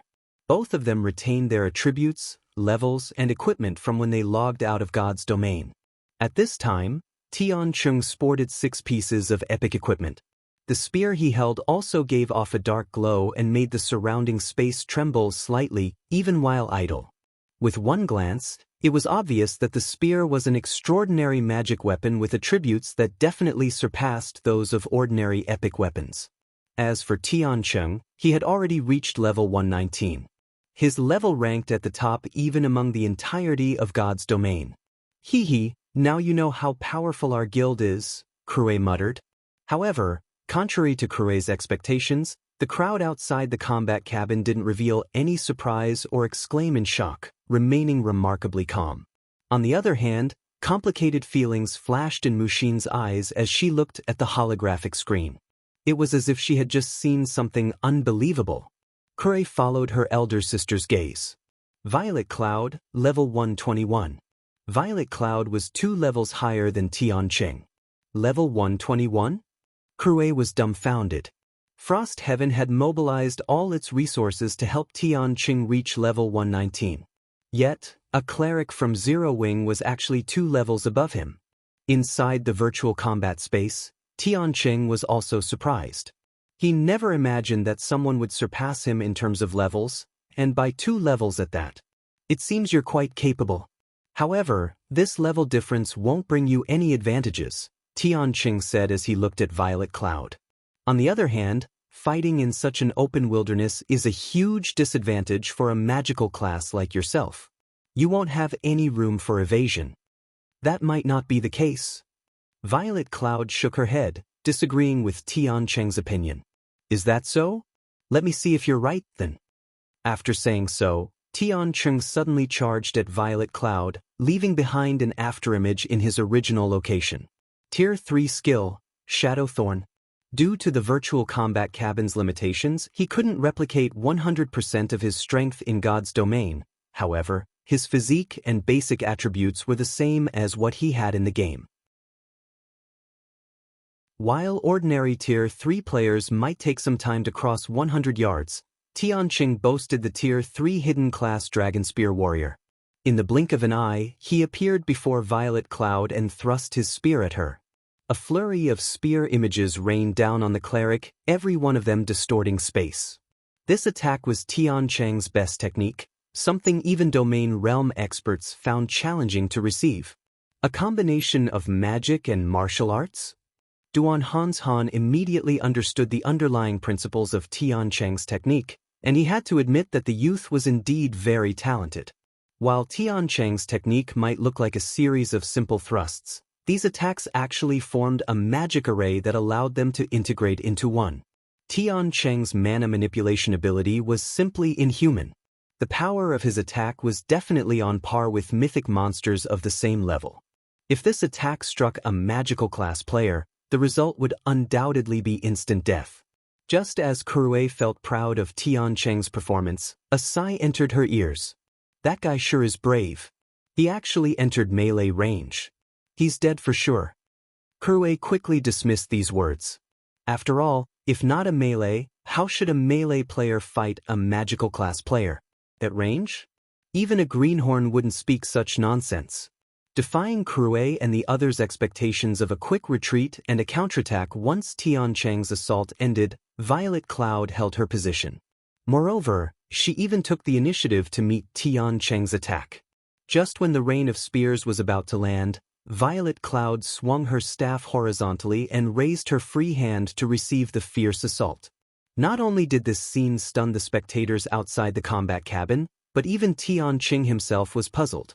A magical class player trying to receive a melee player's attack without spells was simply suicide. However, when Violet Cloud's hand was about to come into contact with the spear images, a twofold magic array suddenly appeared on her palm. Tier 3 defensive spell, Amethyst Barrier. After summoning the Amethyst Barrier, Violet Cloud waved her hand once more, pushing out the crystalline barrier.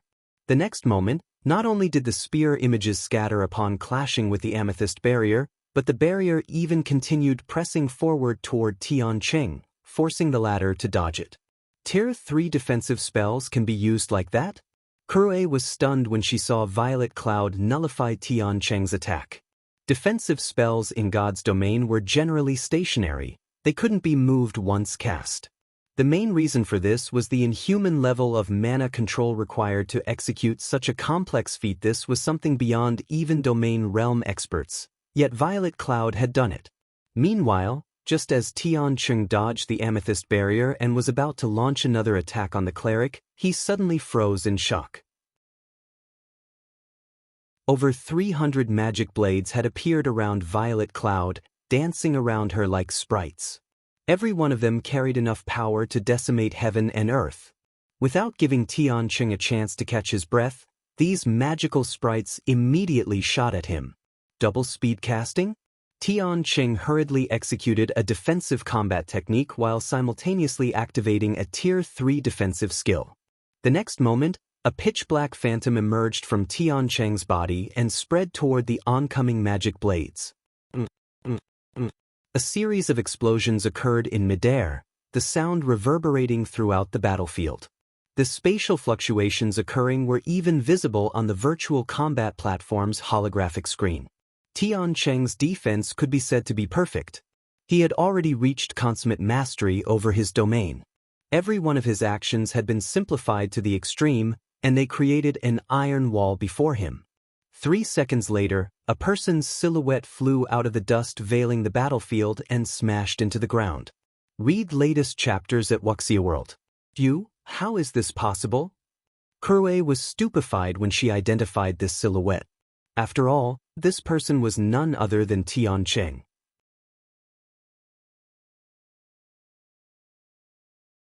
Chapter 2699. A foregone conclusion. I actually lost?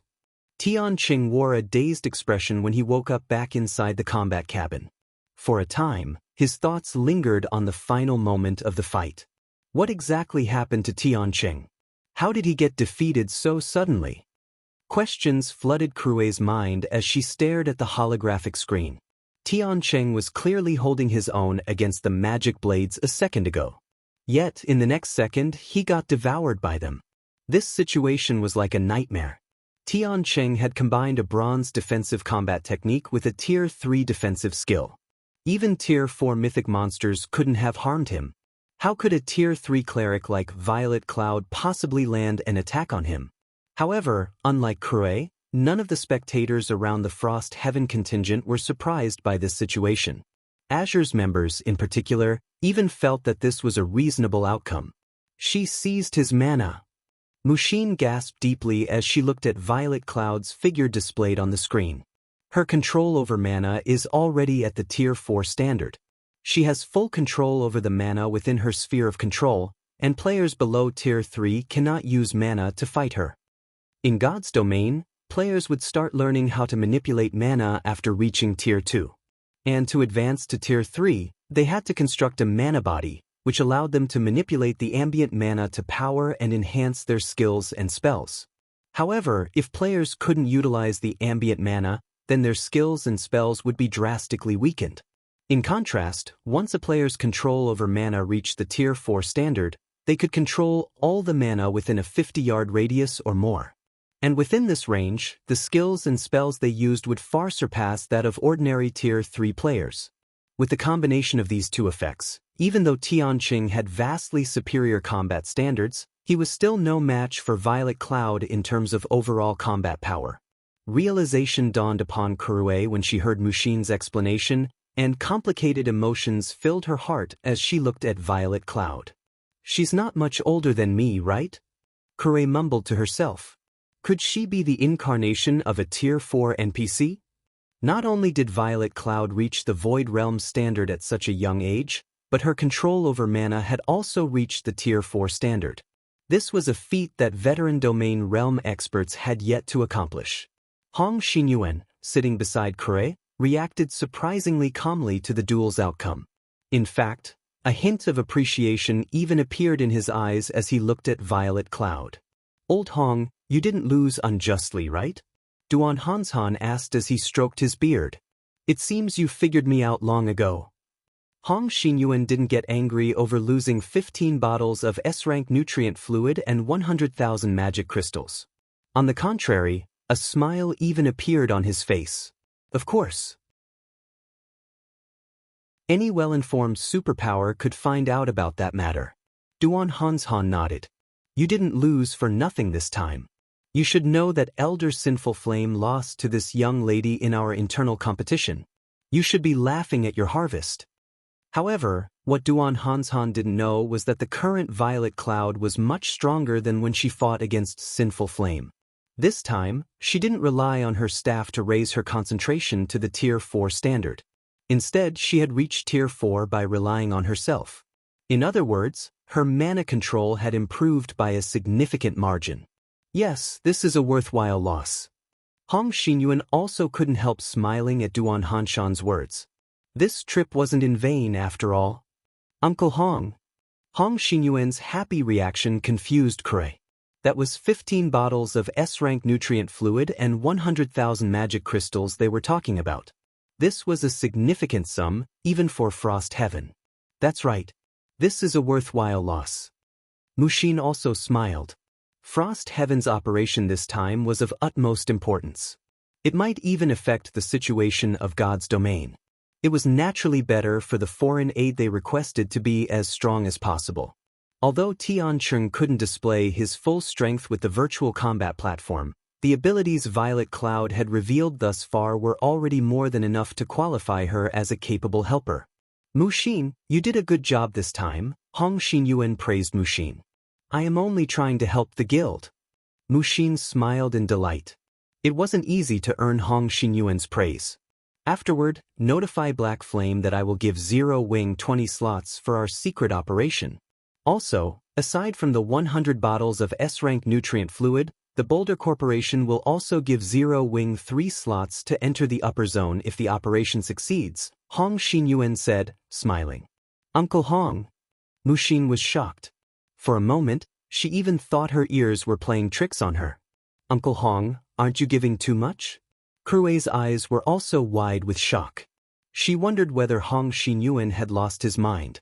Zero Wing was an outsider. Giving the guild some items and credits should already be more than enough. Yet, Hong Xinyuan was actually offering those precious slots as remuneration. If the corporation's Grand Elders were to learn of this, they would definitely jump in shock. After all, many of these Grand Elders' children and grandchildren didn't even get those slots. How generous of you, Old Hong.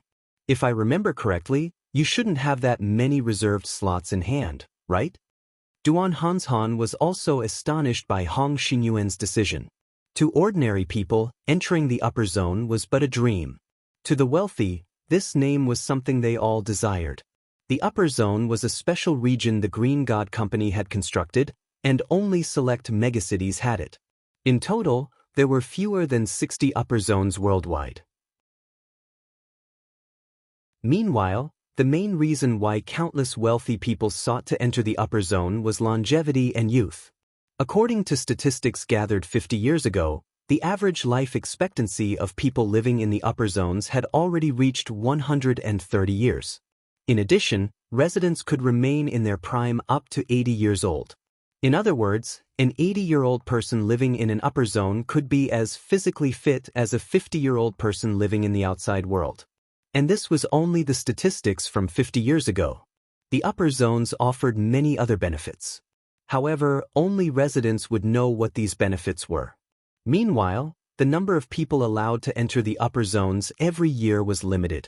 Moreover, one wouldn't necessarily be able to enter an upper zone just by having money. one also needed to meet certain conditions. Of course, the Green God Company would also reserve a number of slots for the international corporations that were its partners. However, this number was so incredibly small that these corporations couldn't bear giving any of their slots to outsiders. Only those who had made great contributions could receive a slot. For Hong Xinyuan to offer 3 slots to Zero Wing was an unreasonably generous move. I can still afford to give away 3 slots, Hong Xinyuan said, clicking his tongue. However, while he pretended not to care very much, the distress in his eyes couldn't escape any of the experts present. It seems you have it tough as well, Duan Hanshan said as he gave Hong Xinyuan a complicated look. Of those present, only he knew of some of the reasons behind Hong Xinyuan's decision. However, Duan Hanshan's words bewildered Mushin and Kure. All right, our goal has been achieved. We should go now. Hong Xinyuan chuckled without giving an explanation. He then turned around and walked out of the lobby, showing no intention of staying even a moment longer.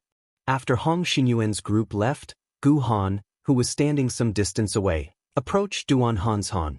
Elder Duan, why did Frost Heaven pay Zero Wing a visit this time? Gu Han asked out of curiosity. It's nothing important.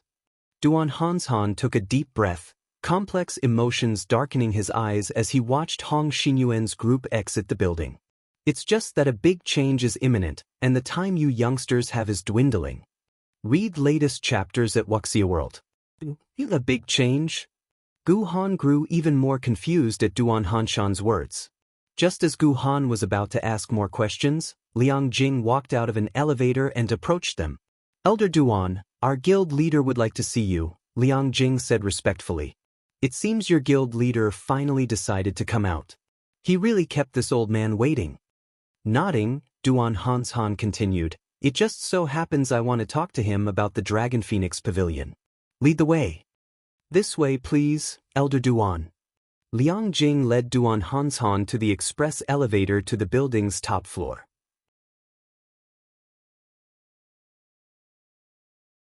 Chapter 2700 Dragon Phoenix Pavilion's Disappearance Zero Wing Tower, Top Floor Reception Room. Shifeng, meeting you truly isn't easy. This old man has waited 2 whole days, Duan Hanshan said facetiously as he took a sip of tea on the sofa. Despite Duan Hanshan's jocular words, a hint of surprise flashed in his eyes as he looked at Shifeng. He could feel something different about Shifeng, yet he couldn't put his finger on it at the moment. In God's domain, Shifeng felt like a vast ocean. Now, although he still gave off a calm and vast feeling, Duan Hanshan could also feel hints of wind and rain coming from the youth. It was as if this calm could explode at any moment. In fact, Duan Hanshan could even feel a faint trace of danger from Shifeng right now. However, this feeling was intermittent, leaving Duan Hanshan uncertain. Shifeng himself didn't notice this change. After completing his Tier 4 promotion and exiting his virtual gaming cabin, he only felt that his thoughts had become sharper and nothing more. This situation also puzzled Shifeng somewhat. Unlike the previous breakthroughs he had, his body didn't become deprived of energy because of the breakthrough. On the contrary, his current physical condition was surprisingly good. He had not entered a state of weakness after this breakthrough. Elder Duan, you jest. I truly had to go to great lengths to get out of God's domain, Shifeng explained. May I know why you decided to visit Zero Wing's headquarters personally this time? Did something big happen? Duan Hanshan was the Duan family's representative in the Azure Chamber of Commerce. His status was not the slightest bit inferior to that of the guild leaders of super first-rate guilds. No matter how one looked at it, there was no way someone of such status would escort a bunch of newcomers for training. This was especially true for Azure, a superpower that focused on commerce. Azure was much busier than combat-oriented guilds, as it had to maintain a vast and accurate information network. You really are a straightforward person. You behave nothing like the guild leaders of other powers. Duan Hanshan chuckled. However, I am similar to you in this aspect. In that case, I'll get straight to the point. Indeed, I didn't come here for the training meeting but another major event. This matter might even have something to do with Zero Wing. A major event that concerns Zero Wing? Shifeng couldn't help growing curious. May I know what this event is, Elder Duan? If even an individual like Duan Hanshan spoke of this matter as a major event, then it had to involve the various superpowers. However, based on what he heard from Liang Jing, aside from the system update, there shouldn't be any other major events in God's domain recently. You should be aware of what happened to the Dragon Phoenix Pavilion, right? Duan Hanshan asked. Yes. The Dragon Phoenix Pavilion's 3 pavilion masters disappeared together with their close aides, and there has been no news of them even now, Shi Feng replied, nodding. The 3 pavilion masters' disappearance had caused an uproar among the various superpowers. He had also asked Mu Lingsha to inquire into the situation, but she still hadn't discovered anything thus far. The matter I spoke of is somewhat related to the Dragon Phoenix Pavilion, Duan Hanshan said, his expression growing serious. 2 days ago, the guild leader and vice-guild leaders of the 9-star family all disappeared. The 9-star family's leadership disappeared? How is this possible? Shi Feng was stunned by the news. Not only was the 9-star family a super first-rate guild, but its background was even stronger than the Dragon Phoenix Pavilions. According to rumors, the guild had suddenly gained the support of a powerful corporation. It currently occupied a portion of several empires and was close to catching up with Silenc. Moreover, the 9-star family had 6 vice-guild leaders, who independently managed the guild branches in different empires. The fact that all of them had disappeared overnight was even more unbelievable than the simultaneous disappearance of the Dragon Phoenix Pavilion's 3 pavilion masters. As for the possibility of someone attacking the 9-star family's headquarters, that was even more impossible.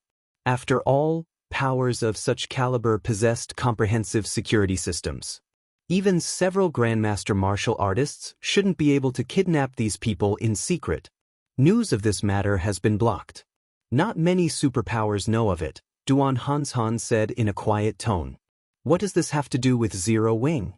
Shi Feng grew even more curious after hearing Duan Hanshan's words. Could the Dragon Phoenix Pavilion have a hand in this matter? No. Duan Hanshan shook his head. According to Azure's investigations, both the Dragon Phoenix Pavilions and 9-star family's leaders disappeared after secretly meeting with Saint's Hand. And according to inside information from the 9-star family, after the guild's leaders disappeared from the game, a group of mysterious people took their gaming cabins away. A group of mysterious people took their gaming cabins? Is this Saint's Hand's doing? After hearing Duan Hanshan's explanation, Shi Feng suspected that the Dragon Phoenix Pavilion had faced a similar situation. Also, did you find out where their cabins were transported to? While we still don't know if this incident is related to that mysterious bunch in God's domain, we did find out where the cabins were transported to, Duan Hanshan replied, chuckling. Where? Shi Feng asked curiously. Logically, with the forces the Dragon Phoenix Pavilion and 9-star family wielded, the 2 guilds should have been able to locate their leaders quickly. However, even now, there was no news from the Dragon Phoenix Pavilion. This was truly a bizarre situation. The zone. Duan Hanshan said these words one by one. The upper zone? The fog enveloping Shi Feng's heart grew heavy. He simply couldn't understand what was going on. Phoenix Rain was merely one of the leaders of a super first-rate guild. Why would someone of her status be dragged into such a huge incident? Shi Feng knew a little about the upper zone. It was a special region capable of extending the lifespan of its residents. However, not just any wealthy person could enter it. In the eyes of the upper zone's residents, ordinary corporations were no different from ants.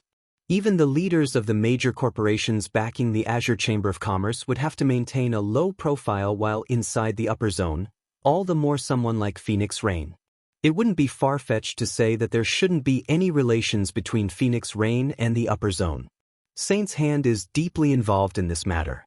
I came here this time to tell you that it's best not to provoke Saint's Hand too much during this time. Who knows? Zero Wing might end up becoming the next 9-star family, Duan Hanshan warned earnestly. Provoke Saint's Hand? Revealing a bitter smile, Shi Feng said, I've never taken the initiative to provoke them. To occupy the Orc Empire, Saint's Hand had already set its sights on Silverwing Town. It wasn't that he wanted to provoke Saint's Hand. Rather, The other party had already resolved to take his life. However, you don't have to worry too much about this either, Duan Hanshan said, chuckling. Don't need to worry? Shifeng asked, puzzled. Although he had adequate strength now, he was certain the security of Zero Wing's headquarters was far from comparable to that of the Nine-Star Family's and Dragon Phoenix Pavilion's headquarters. Frost Heaven's Hong Xinyuan has promised that so long as Zero Wing helps Frost Heaven complete the task you two agreed on, he will give Zero Wing 3 reserved slots to enter the upper zone, Duan Hanshan said, smiling. This is the opportunity of a lifetime. Any superpower would laugh to death if they received such a wonderful opportunity. You should know how extraordinary the upper zones are. Those places are possibly the safest locations in the world. Although both the Nine-Star Family and Dragon Phoenix Pavilion were super first-rate guilds, the corporations backing them lacked the power to secure slots to enter the upper zone for the guild's leadership. Otherwise, the two guilds wouldn't have faced such a predicament. This piece of news rendered Shifeng speechless. Just what is Frost Heaven trying to do for it to be so generous? These were reserved slots for the upper zone they were talking about. All else aside, just the upper zone security aspect was already more than enough to make the various superpowers guild leaders go crazy. During his previous life, even when the guild leaders of first-rate guilds offered billions of credits, they still couldn't secure a slot in the upper zone. Only the guild leaders of super first-rate guilds could barely manage to do so. Yet now, Frost Heaven was actually offering 3 slots to Zero Wing. At this moment, Shifeng wouldn't be surprised if Frost Heaven wanted Zero Wing to mount a full-on assault on the 5 great super guilds. You're quite lucky, honestly. If it were any other time, Frost Heaven most likely wouldn't offer such a price for Zero Wing's help, Duan Hanshan said, sighing. As for what exactly Frost Heaven wants Zero Wing to do, I can't reveal it to you now. Someone from Frost Heaven will notify you when the time comes. In any case, it isn't a simple task. Zero Wing has to be careful. Otherwise, it wouldn't be surprising if Zero Wing were to perish. Thank you for your reminder, Elder Duan. Shifeng sincerely thanked Duan Hanshan. Duan Hanshan's willingness to reveal the Dragon Phoenix Pavilions and Saints' Hands matters to him already demonstrated Azure's sincerity in its partnership with Zero Wing. Shifeng naturally had to show his appreciation. Azure hasn't done anything noteworthy. How you'll proceed in the future is still up to you to decide, Duan Hanshan said, chuckling. Seeing as Shifeng was willing to accept the Azure Chamber of Commerce's kindness, his task here was done. Alright, I should go now. After saying so, Duan Hanshan left the reception room. He didn't even let Shifeng send him off as he silently disappeared from Zero Wing's headquarters. Guild leader, what should we do now? Liang Jing asked worriedly after Duan Hanshan left. Read latest chapters at Wuxia World. EU Saint's Hand posed too much of a threat. If they didn't act carefully, they might very well end up like the Dragon Phoenix Pavilion and Nine-Star Family. We can only take things as they come, Shifeng said. However, we'll have to reorganize our plans. Once God's Domain system update ends, have all of Zero Wing's main force members gather at Silverwing City. It's about time Zero Wing underwent some changes. God's Domain's major updates were extraordinary, each triggering a complete shift in the game's structure.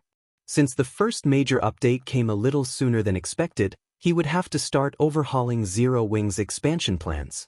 Otherwise, the guild wouldn't even have scraps to fight over, let alone contending against Saint's Hand and the various superpowers. I understand. I'll get it done as soon as I go online, Liang Jing said, nodding. Time passed quickly. Before anyone knew it, God's Domain's major update had been completed, and everyone started logging back into the game at 7 o'clock in the morning. Lying in his virtual gaming cabin, Shifeng took a deep breath when he saw the login button appear on the screen before him. Login.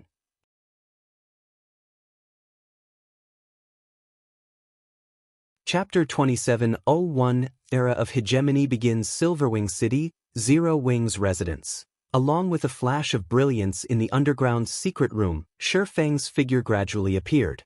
Unlike the previous times he had logged into God's Domain, Shifeng now felt a little dizzy, the dizziness lasting for several seconds.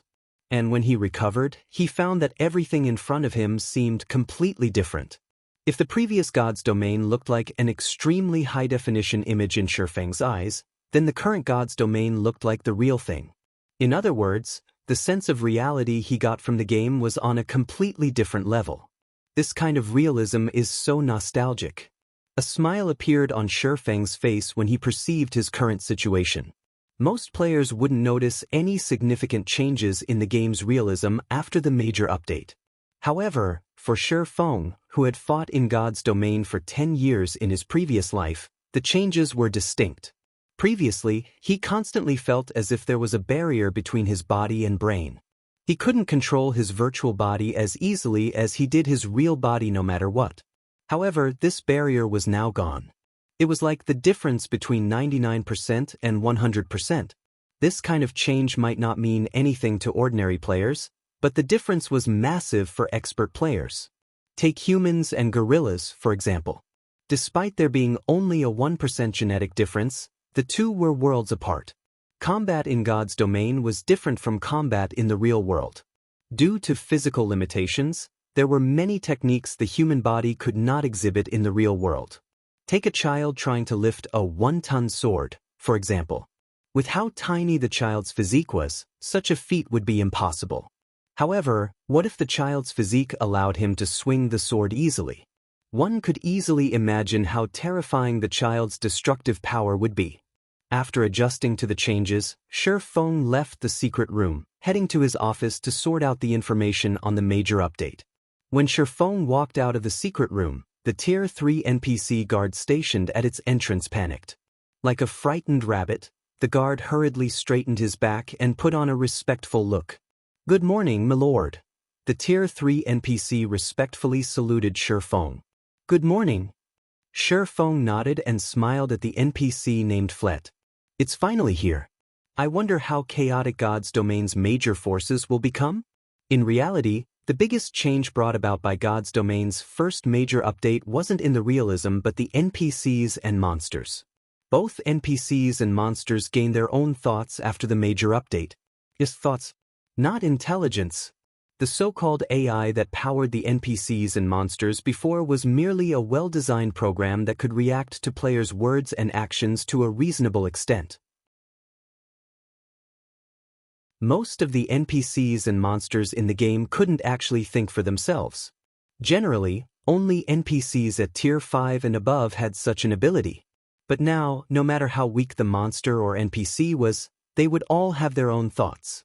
This would bring about a great change to God's domain. After all, from a certain perspective, NPCs and monsters were no longer different from real humans. With this change, fights with monsters and NPCs would feel no different from PvP fights. To be precise, fights against monsters and NPCs would become even more troublesome than PvP fights. Unlike players, monsters and NPCs were accustomed to fighting in God's domain. Some monsters and individual NPCs had started fighting at birth and accumulated 10, 20, 30 years or more of experience. Their combat experience far exceeded that of ordinary players that had been in God's domain for only 1 or 2 years. However, this still wasn't the greatest impact on God's domain's players.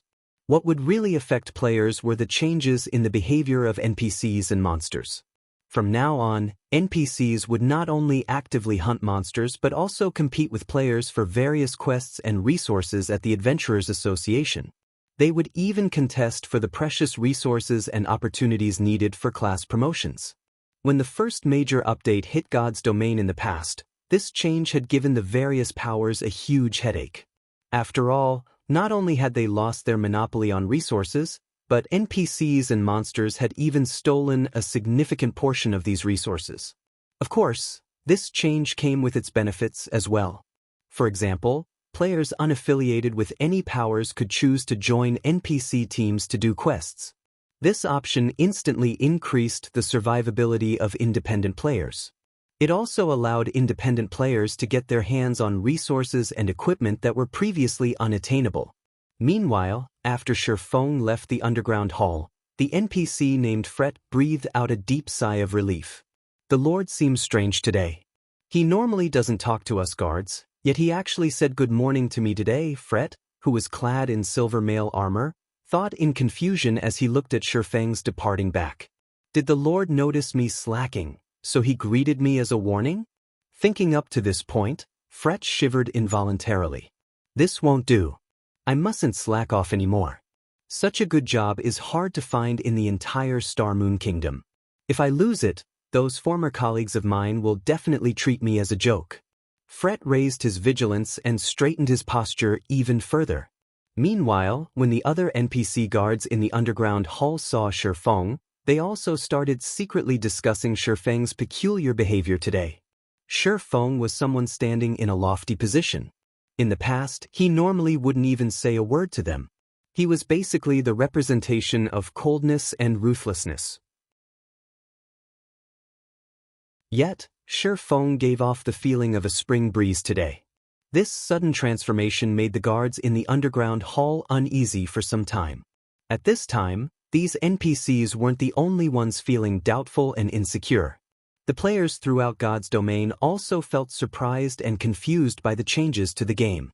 The forums of God's domain were also burning with discussions.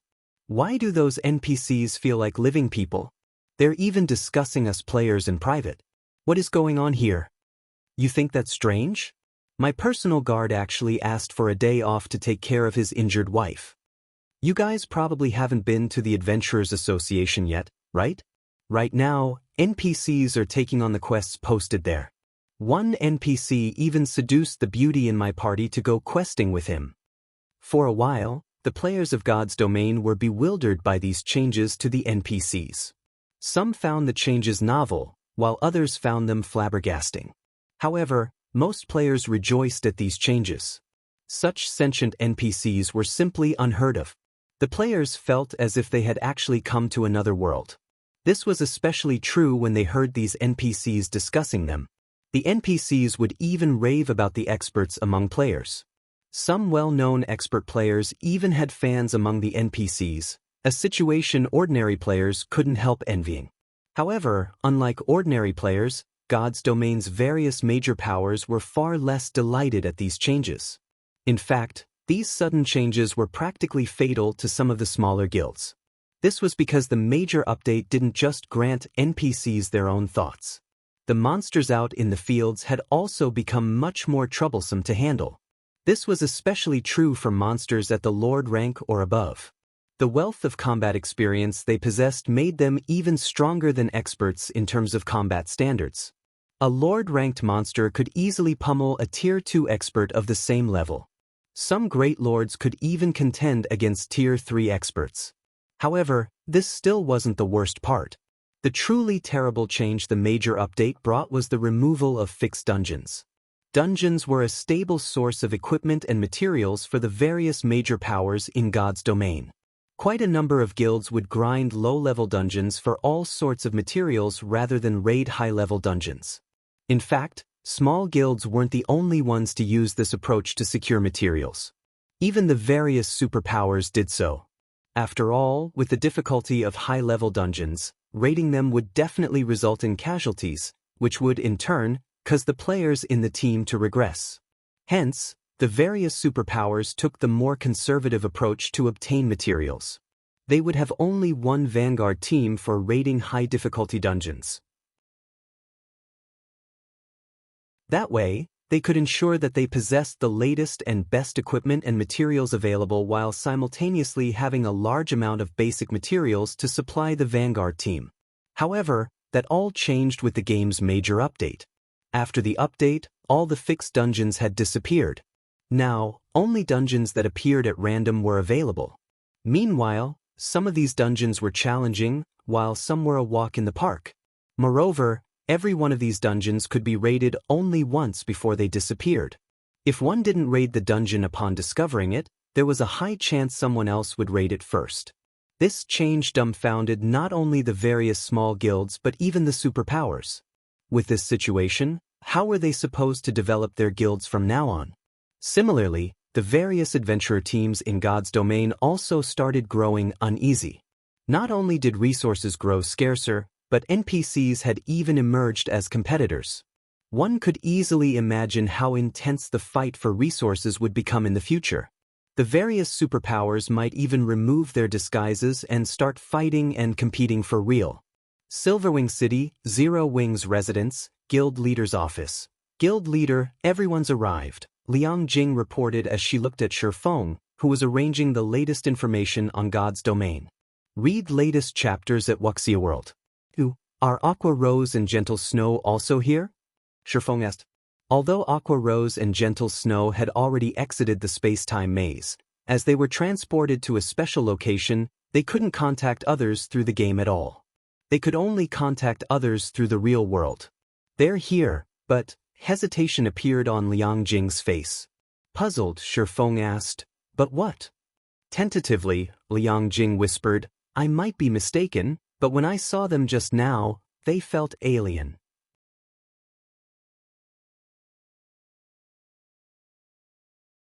Chapter 2702, Silence, Alien? Shifeng failed to comprehend Liang Jing's words for a moment. As his assistant, Liang Jing didn't just take care of affairs in Zero Wing's headquarters. Normally, she would also help Gentle Snow and Aqua Rose with tasks in God's domain. Hence, she had frequent contact with the two vice guild leaders. In fact, Liang Jing should be even more familiar with them than he was. Gentle Snow and Aqua Rose had been absent from the guild for only some weeks. No matter how he looked at it, Liang Jing shouldn't have a reason to describe them as alien. Are you saying that their temperament has changed? Shifeng asked after giving the matter some thought. A person's temperament would change along with the improvement of their knowledge and mental state, especially after a breakthrough in the limit of their brain activity. Shifeng was a perfect example of this. No. Shaking her head, Liang Jing whispered in a somewhat uncomfortable voice, that kind of feeling. It's like looking at complete strangers wearing their faces. Wearing their faces? Liang Jing's words surprised Shifeng. Are you sure? I'm very sure. Liang Jing said earnestly. Okay. Shifeng nodded solemnly. This matter ends here. Just treat them like you normally do. Guild leader, are the vice guild leaders all right? Liang Jing asked worriedly. No matter how she looked at it, this change simply wasn't normal. If Gentle Snow and Aqua Rose really had a problem, Zero Wing would be in great danger. After all, the two vice guild leaders were responsible for most of the guild's daily activities, whereas Shifeng was mainly a figurehead. I'm not sure yet. Shifeng shook his head. I'm afraid I'll know what's going on only after I meet with them in person. Space-time mazes were very special existences in God's domain. Only an extremely small number of players would encounter a space-time maze when traveling through space-time passages. An even smaller number of players would encounter a mysterious space after leaving the space-time maze. This mysterious space was unresolvable. Many people attributed its appearance to a bug in the game. Every player that entered this mysterious space would end up in a very special world. Nobody knew what kind of world it was, and only one thing existed in this world. Slaughter. One would either be hunted down endlessly, or hunt others endlessly, or fight on an endless battlefield. It was as if the fragments of countless memories in God's domain were collected in this special world. Even when players were killed in this world, they wouldn't truly die. They would only go from one dream to another after their deaths, and this cycle would loop endlessly. Moreover, the pain players felt in this world wasn't mitigated in the slightest. The concept of time in this world was supposedly blurred. The time players experienced inside this world was something only their minds perceived, with no effect on their real bodies. Hence, even when a player spent 1 or 5 years inside this special world, only hours or days might have passed in the real world. However, time was the scariest thing in existence. After all, time could wear down everything, let alone humans. If Gentle Snow and Aqua Rose really came out from this mysterious space, a lot of time must have passed for them already, so much so that even their memories had blurred. Hence, it was only normal for them to change. The only thing Shifeng didn't know was how many years Gentle Snow and Aqua Rose had spent in that mysterious space. Meanwhile, according to the statistics from his previous life, the longer the time one spent in that special world, the greater the influence on one's mentality. Zero Wing Residence's top-floor conference room. Zero Wing's upper echelon and core team leaders were currently seated inside this magnificent conference room. Of these people, even the weakest was a level 116, tier 3 player, while the strongest were Violet Cloud and Fire Dance, who had both reached level 121 already. However, there was still a significant gap between them and Feng, who was level 125. Fire Dance had already replaced her old gear with a set of dark red leather armor. Based on the magic patterns etched into her armor, the armor was a set. Moreover, it even gave off the glow effect unique to epic items. Fire Dance also had her hair tied up with a ribbon that resembled the starry sky. The ribbon gave her an indescribable sense of fierceness, as if she were the empress of the night sky. It seems Fire Dance also reaped a considerable harvest in the space-time maze. Feng was slightly surprised at the dagger hanging by Fire Dance's waist. Not only did the dagger exude a faint sense of hostility, but it even roiled the ambient mana. If this dagger were unsheathed, he couldn't even begin to imagine the impact it would have on the environment. Even fragmented legendary items paled in comparison to this dagger. However, when Feng swept his gaze across Gentle Snow and Aqua Rose, who sat on both sides of the conference table, he was taken aback. How can this be? Feng was rendered speechless. After what Liang Jing had said, he had already mentally prepared himself for the worst. However, now that he saw them in person, he realized that the two's situation exceeded his worst expectations. Gentle Snow's and Aqua Rose's weapons and equipment remained the same as when they left the Western continent. Even their levels were still at level 117. However, the feeling the two gave off was utterly different. Gentle Snow had been rather aloof in the past but still relatively sociable. On the other hand, Aqua Rose had been a cheerful and assertive woman, and her eyes had always sparkled with wisdom and ambition. Now, however, the two of them could no longer be considered human. Neither of them exuded the slightest hint of emotion, as if they were plants. They did not appear happy or sad. Although they were currently communicating with the others around them, their voices did not fluctuate with any emotion whatsoever. The only thing Feng could sense from the two was a deathly silence, although the feeling of silence each gave off was slightly different. In the case of Gentle Snow, her silence resembled bones piled atop a battlefield. In the case of Aqua Rose, her silence was like a candle flame in the dark, carrying both death and hope. Read latest chapters at Wuxia World. Besides Feng, everyone else inside the room also sensed the changes in Gentle Snow and Aqua Rose. If not for the Gentle Snow and Aqua Rose they retained in their memories, everyone might have even had the urge to flee the scene immediately. Guild leader, did something happen to the two vice guild leaders? Yulan asked Feng through a whisper. The change to Gentle Snow and Aqua Rose might not be noteworthy for those unfamiliar with them. But for those who were, this change was simply terrifying and creepy. Given how they are now, it seems something must have happened, Feng answered, not hiding the truth. After all, this was obvious to everyone present. During the time Zero Wings members were secretly discussing Gentle Snow's and Aqua Rose's changes, Feng also shifted his gaze to the two of them. How long did you two live in that world?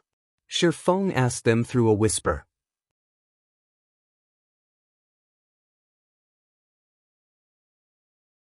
Chapter 2703. 80 years. Feng's words were like a drop of water falling into a silent ocean. Although it couldn't kick up any huge waves, it still caused ripples that spread out endlessly. As soon as Feng finished voicing his inquiry, a hint of surprise flashed across Gentle Snow's and Aqua Rose's calm eyes. This surprise contained neither excitement nor joy. They didn't feel as if they found someone that understood them, either. They simply felt a little surprised. They wondered why Feng would know of this matter. However, their surprise soon disappeared, and darkness and calmness returned to their eyes. Afterward, Aqua Rose and Gentle Snow exchanged glances. Aqua Rose then turned to Feng, an indifferent smile forming on her beautiful face. Sure enough, nothing can get past you, guild leader. We aren't sure how long we lived in that world. However, according to our calculations, it should be 80 years. 80 years. Feng couldn't help but gasp. Even his mind had gone slightly numb. He had thought of the possibility of Aqua Rose and Gentle Snow living in that special world for a considerable period. He had even considered the possibility of them living there for a decade or two. But 80 years? Many people lived only 80 years in their lifetimes. Meanwhile, Aqua Rose and Gentle Snow had spent 80 years fighting ceaselessly every day. The mere thought was chilling. To spend 80 years alone. Just the loneliness alone was already unimaginable. Any normal person would have most likely gone crazy already.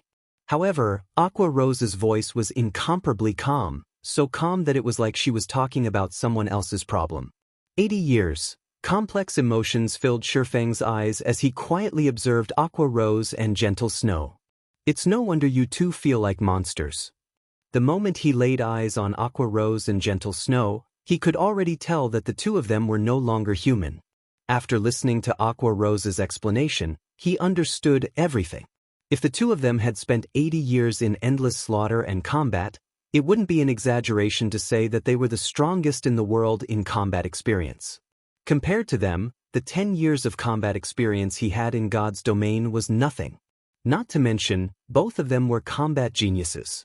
At this time, in terms of combat power, he was most likely a baby in front of Aqua Rose and Gentle Snow. A baby trying to see through the thoughts and standards of an adult was simply a joke. Not to mention, Aqua Rose and Gentle Snow would be adults even among Grandmaster martial artists. This situation placed Feng at a loss. He didn't know whether he should feel happy or helpless.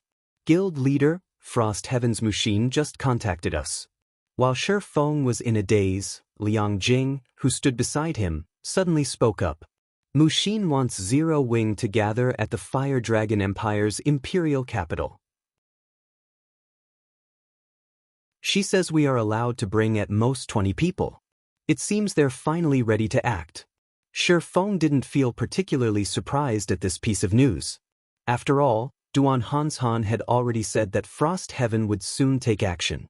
Did she tell you their plan? She did. Liang Jing nodded with a slightly gloomy face. Guild leader, are we really going to participate in Frost Heaven's operation this time? If possible, I wouldn't want to either.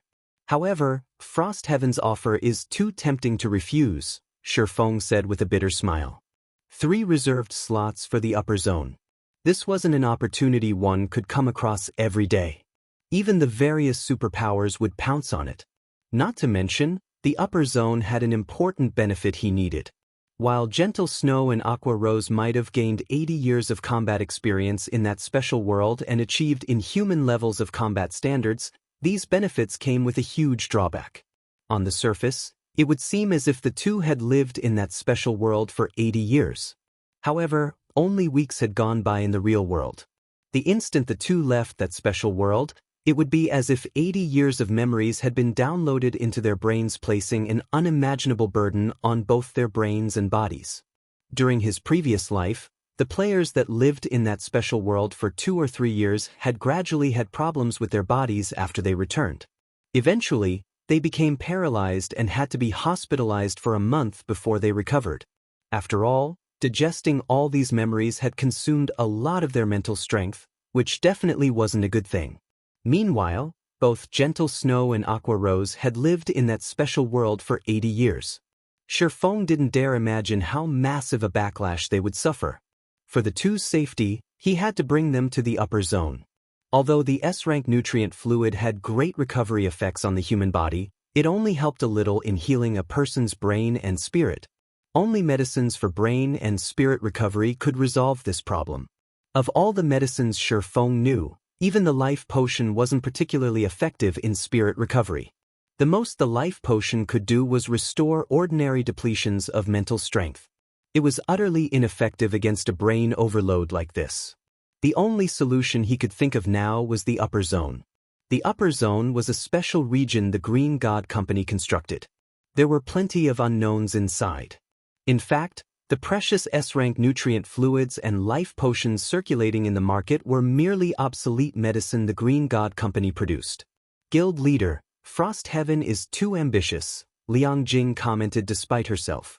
If we're not careful, Zero Wing might very well perish. What are they planning to do? Shifeng asked curiously. Their goal this time is to become one of the 12 great guilds of God's domain, Liang Jing said. The 12 Great Guilds wasn't a random title made up by players. Instead, this was a title given to the 12 strongest guilds recognized by the War God's Temple. The player guilds that become God's domain's 12 great guilds would enjoy numerous benefits across the main continent. They could even garrison an empire and be worshipped by the said empire. An empire's worship. Just this point alone was more than enough to allow a guild to pull ahead of the other superpowers. One could say that the position of the 12 great guilds was something all superpowers had to compete for.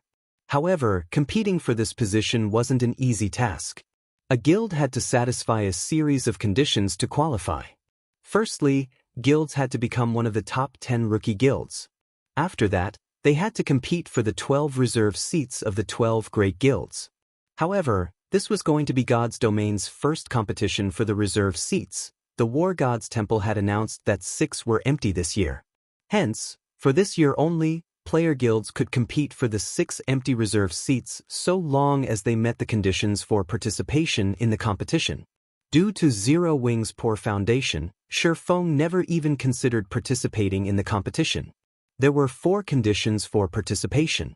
1. Submit 2,000 units of 7 Luminaries crystal to the War God's Temple. 2. Have a guild residence in the capital cities of 50 kingdoms and 12 empires. Simultaneously, the registering guild must also have the status of a 4-star guild. 3. Have over 1,000 Tier 3 players in the guild. 4. Have 30 guild cities under the guild's name. These 4 basic conditions were extremely harsh. Ordinary guilds shouldn't even dream of participating in the competition. In fact, even ordinary superpowers wouldn't qualify. Only the exceptionally strong superpowers could just barely meet the conditions. According to the information Zero Wing obtained from the secret pavilion, close to 20 super first-rate guilds and super guilds would participate in the competition for the reserve seats, every one of them a titan in the virtual gaming industry. One could easily imagine how intense the competition would be. No wonder Frost Heaven made such a lucrative offer. Realization also dawned upon Shifeng. In his previous life, Frost Heaven had first entered the ranks of top 10 rookie guilds and eventually became one of the 12 reserve guilds before slowly climbing up to join the 12 great guilds. However, Frost Heaven was not fully developed at this time. Trying to compete for one of the reserve seats so soon would most likely result in failure. Frost Heaven had to know this as well but was still grasping at a strand of hope. Guild leader, if we become Frost Heaven's foreign aid, any guild Frost Heaven confronts will probably treat us as a mortal enemy, Liang Jing explained. The position of the 12 reserve seats was a throne built atop countless bones. At present, Zero Wing was in a very terrible situation already. On one side there was Silenc. On the other side, there were the newly developed superpowers. There was even the extremely dangerous Saint's Hand in the Orc Empire. Read latest chapters at Wuxia World. If they offended a few more superpowers now, Zero Wing would no longer have a future in God's domain. Although it is very dangerous, this is also a chance for Zero Wing. It would be a shame to let it go, Shifeng said, shaking his head. Fire Dance and the others should get ready. We'll set out immediately. While contesting for the 12 reserve seats was indeed dangerous, if they succeeded, even as foreign aid, Zero Wing would receive the War God's Temple's recognition as well as some basic privileges. For example, city garrison rights and worship rights. While getting an entire country to worship Zero Wing was impossible, getting one city to do so was still possible. This was also why many guilds had fought to become foreign aid for the participating guilds in the past.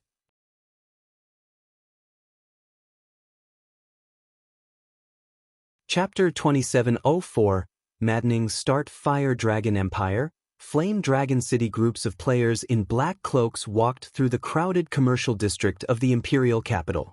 What's going on? Why are there so many cloaked players on the streets today? Moreover, every one of them is so strong. A level 56, Tier 1 player, who came to the commercial district to upgrade his equipment, exclaimed in surprise when he saw the procession of cloaked players. Although Flame Dragon City was normally crowded with players, today's foot traffic was much more exaggerated than usual. Moreover, not only was the foot traffic triple the regular volume, but many of these new arrivals also gave off a strange vibe. In fact, players weren't the only ones wearing black cloaks. There were plenty of cloaked NPCs walking through the city as well, and every one of them radiated a terrifying aura. Although the city's resident NPCs were holding private discussions over this change, now that NPCs could think for themselves, they were deliberately avoiding players while discussing. This is normal. You've just started playing 5 Domain recently, so you might not know this, but today is the competition for the reserve seats of God's Domain's 12 Great Guilds, a level 109, Tier 3 man explained to the newcomer of his guild. God's Domain's 12 Great Guilds? The rookie shield warrior was surprised at his senior's words. Isn't that something determined by the Virtual Gaming Association? In the real world, the Virtual Gaming Association determined the publicly recognized super guilds annually. These positions were mostly fixed, very few changes would occur every year. No. This event is hosted by the War Gods Temple to determine God's Domain's 12 strongest guilds. It isn't a competition hosted in the real world, the Tier 3 man explained, chuckling. Does our guild have a chance to participate too? The rookie shield warrior asked, a hint of fighting spirit surfacing in his eyes. He had never heard of such a huge event happening in God's Domain before. Moreover, with God's Domain's current popularity, it wouldn't be an exaggeration to call it the world's biggest competition. If he could stand out in this competition, he would definitely rise to prominence. Currently, the various major corporations were offering unprecedented prices to recruit experts in God's Domain. In fact, the top 50 experts on the God's Domain's experts list made even more money than A-list celebrities. We want to join, but the entry threshold is just too high. Even first-rate guilds aren't qualified. The Tier 3 man smiled bitterly. Nowadays, the various powers of God's Domain were all talking about the reserve seat competition. Even NPCs were discussing it. The competition's influence was unprecedented. In such a major competition, let alone securing one of the reserve seats, just being able to participate would already serve as proof of a guild's strength. In that case, is everyone here to participate in the competition today? The rookie shield warrior asked. The cloaked people are most likely participants. As for everyone else, they should be here to spectate, the Tier 3 man explained. Spectate? Can we go watch as well? The rookie asked eagerly. I'm afraid that's not possible, the Tier 3 man replied with some embarrassment. The entry fee alone is 300 gold, while the VIP rooms cost 5,000 gold and 20 units of 7 luminaries crystal. Moreover, there are only 1,000 VIP rooms available. 300 gold was a huge sum, even for current Tier 3 players. In fact, most Tier 3 players didn't have 300 gold in their pockets. After all, with how high a Tier 3 player's daily expenses were, saving a lot of money was simply impossible. As for the VIP rooms, they were for the exclusive use of large guilds. Individuals simply couldn't afford them. The 5,000 gold aside, just the 20 units of 7 luminaries crystal was already more than enough to distress first-rate guilds. What more second- and third-rate guilds? At this moment, the Tier 3 man wasn't the only person feeling embarrassed over this situation. Most of the other Tier 3 experts on the street also sighed. Spectating such a major competition would most likely yield a lot of benefits. I know, right? I heard that nearly 30 superpowers would participate in the competition, nearly 1/3 of them super guilds. Moreover, these superpowers are all sending their best. This is going to be the battle of a lifetime. I heard that too. Right now, everyone's going crazy over the VIP rooms. Some second- and third-rate guilds are even offering to pay double the price to get a room. Upon overhearing the discussions of other players on the street, the players who couldn't afford an entrance ticket yearned for one. God's Domain's various superpowers rarely waged war. They generally only fought in small skirmishes. However, the superpowers were now going all out. One could easily imagine how intense the competition would be. Meanwhile, such a major competition was held only once a year. Flame Dragon City, War God's Temple. At this time, the various superpowers members had already thronged the majestic headquarters of the Fire Dragon Empire's War God's Temple, numbering in the tens of thousands. Even the War God's Temple had no choice but to dispatch level 180 guards to maintain order. Meanwhile, on the top floor of a high-class restaurant near the War God's Temple, these superpowers are really being careful. Every one of their participating members has hidden their statistics and strength with black cloaks, Mu Lingsha said, her lips curled in disappointment as she looked at the crowd outside. That's normal. This competition is going to determine which superpower will hold hegemonic rights over God's domain. It is only natural for them to try to hide as much information as possible. Anyone who exposes their cards now will only make easy targets of themselves, Unyielding Heart, who sat beside Mu Lingsha, said, chuckling. However, I didn't expect for so many superpowers to apply for the competition in the Fire Dragon Empire. Although there are many empires in God's domain, only 4 of them are ancient nations. Any confident superpower wouldn't let go of these 4 nations. While guilds can register for the competition at any empire's capital, the guild that wins a reserve seat in their registered empire will receive additional benefits from the empire. Sighing, Mu Lingsha continued, it's a pity Unyielding Soul lacks accumulations. Otherwise, we could have come here to try our luck too. I wonder who will secure the 6 reserve seats? When Unyielding Heart spoke of the reserve seats, a hint of yearning appeared in his eyes. We can probably already determine who will get 5 out of the 6 seats. The last is the important one. I'm afraid those guilds are going to have a bloody battle, Mu Lingsha said gloatingly. The competition for the reserve seats was most likely going to be extremely intense. After all, if nothing unexpected happened, 5 of the 6 available seats would go to the 5 great super guilds. This left the other superpowers to compete over just 1 seat. The mere thought of the competition's intensity scared her. Mythology's people are here, Mu Lingsha said as she looked at a group of undisguised players walking down the distant street. At the head of this team was none other than Cold Shadow. Mythology's arrival instantly cast a grim shadow over the plaza in front of the War God's Temple. Setting aside the fact that Mythology was one of the virtual gaming industry's publicly acknowledged 5 great super guilds, just the fact that Mythology's members were doing nothing to hide their strength already proved how confident Mythology was in its strength. Although this team from Mythology wasn't the main force that would participate in the competition, even the weakest in the team of several hundred was a level 116, tier 3 player. Moreover, the base equipment standard of these people was level 115 fine gold set equipment. So, this is Mythology's strength? As expected of one of the 5 great super guilds. Even the team they sent to register is already so powerful. I really wonder how strong Mythology's representative team on the Western continent is. The spectators from the various superpowers and large guilds couldn't help growing fearful when they looked at Mythology's team. Read latest chapters at Wuxia World. Meanwhile, as Mythology's members submitted their registration to the War God's Temple, a round of exclamations suddenly rose from the plaza's edge. After Mythology's team, another team of players actually arrived uncloaked. Moreover, this team only had a little over a dozen players in it. Are they insane? Mu Lingsha froze in the middle of sipping her black tea when she saw this small team. After all, this team belonged to none other than the currently famous Zero Wing.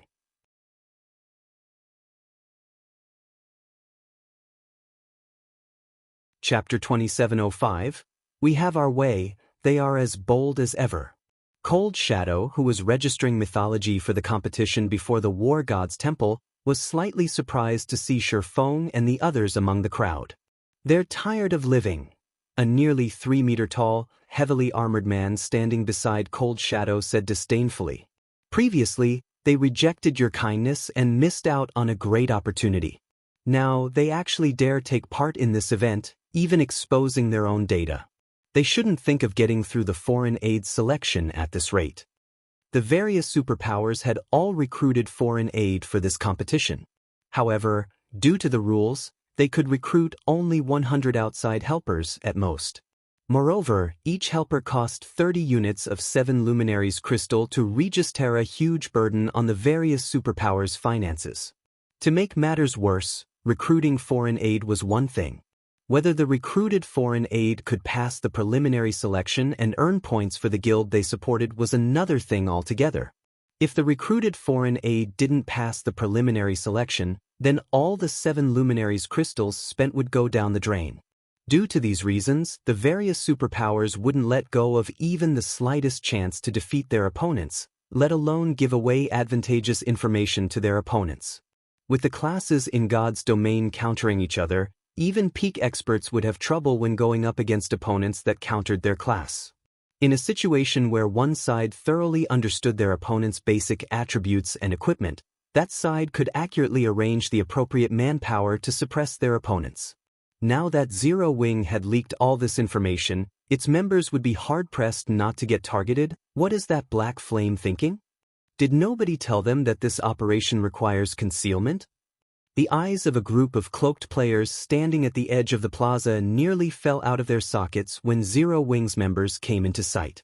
The competition for the 12 Great Guilds reserve seats was an event of utmost importance. The various superpowers had spent a lot of effort just to hide their strength.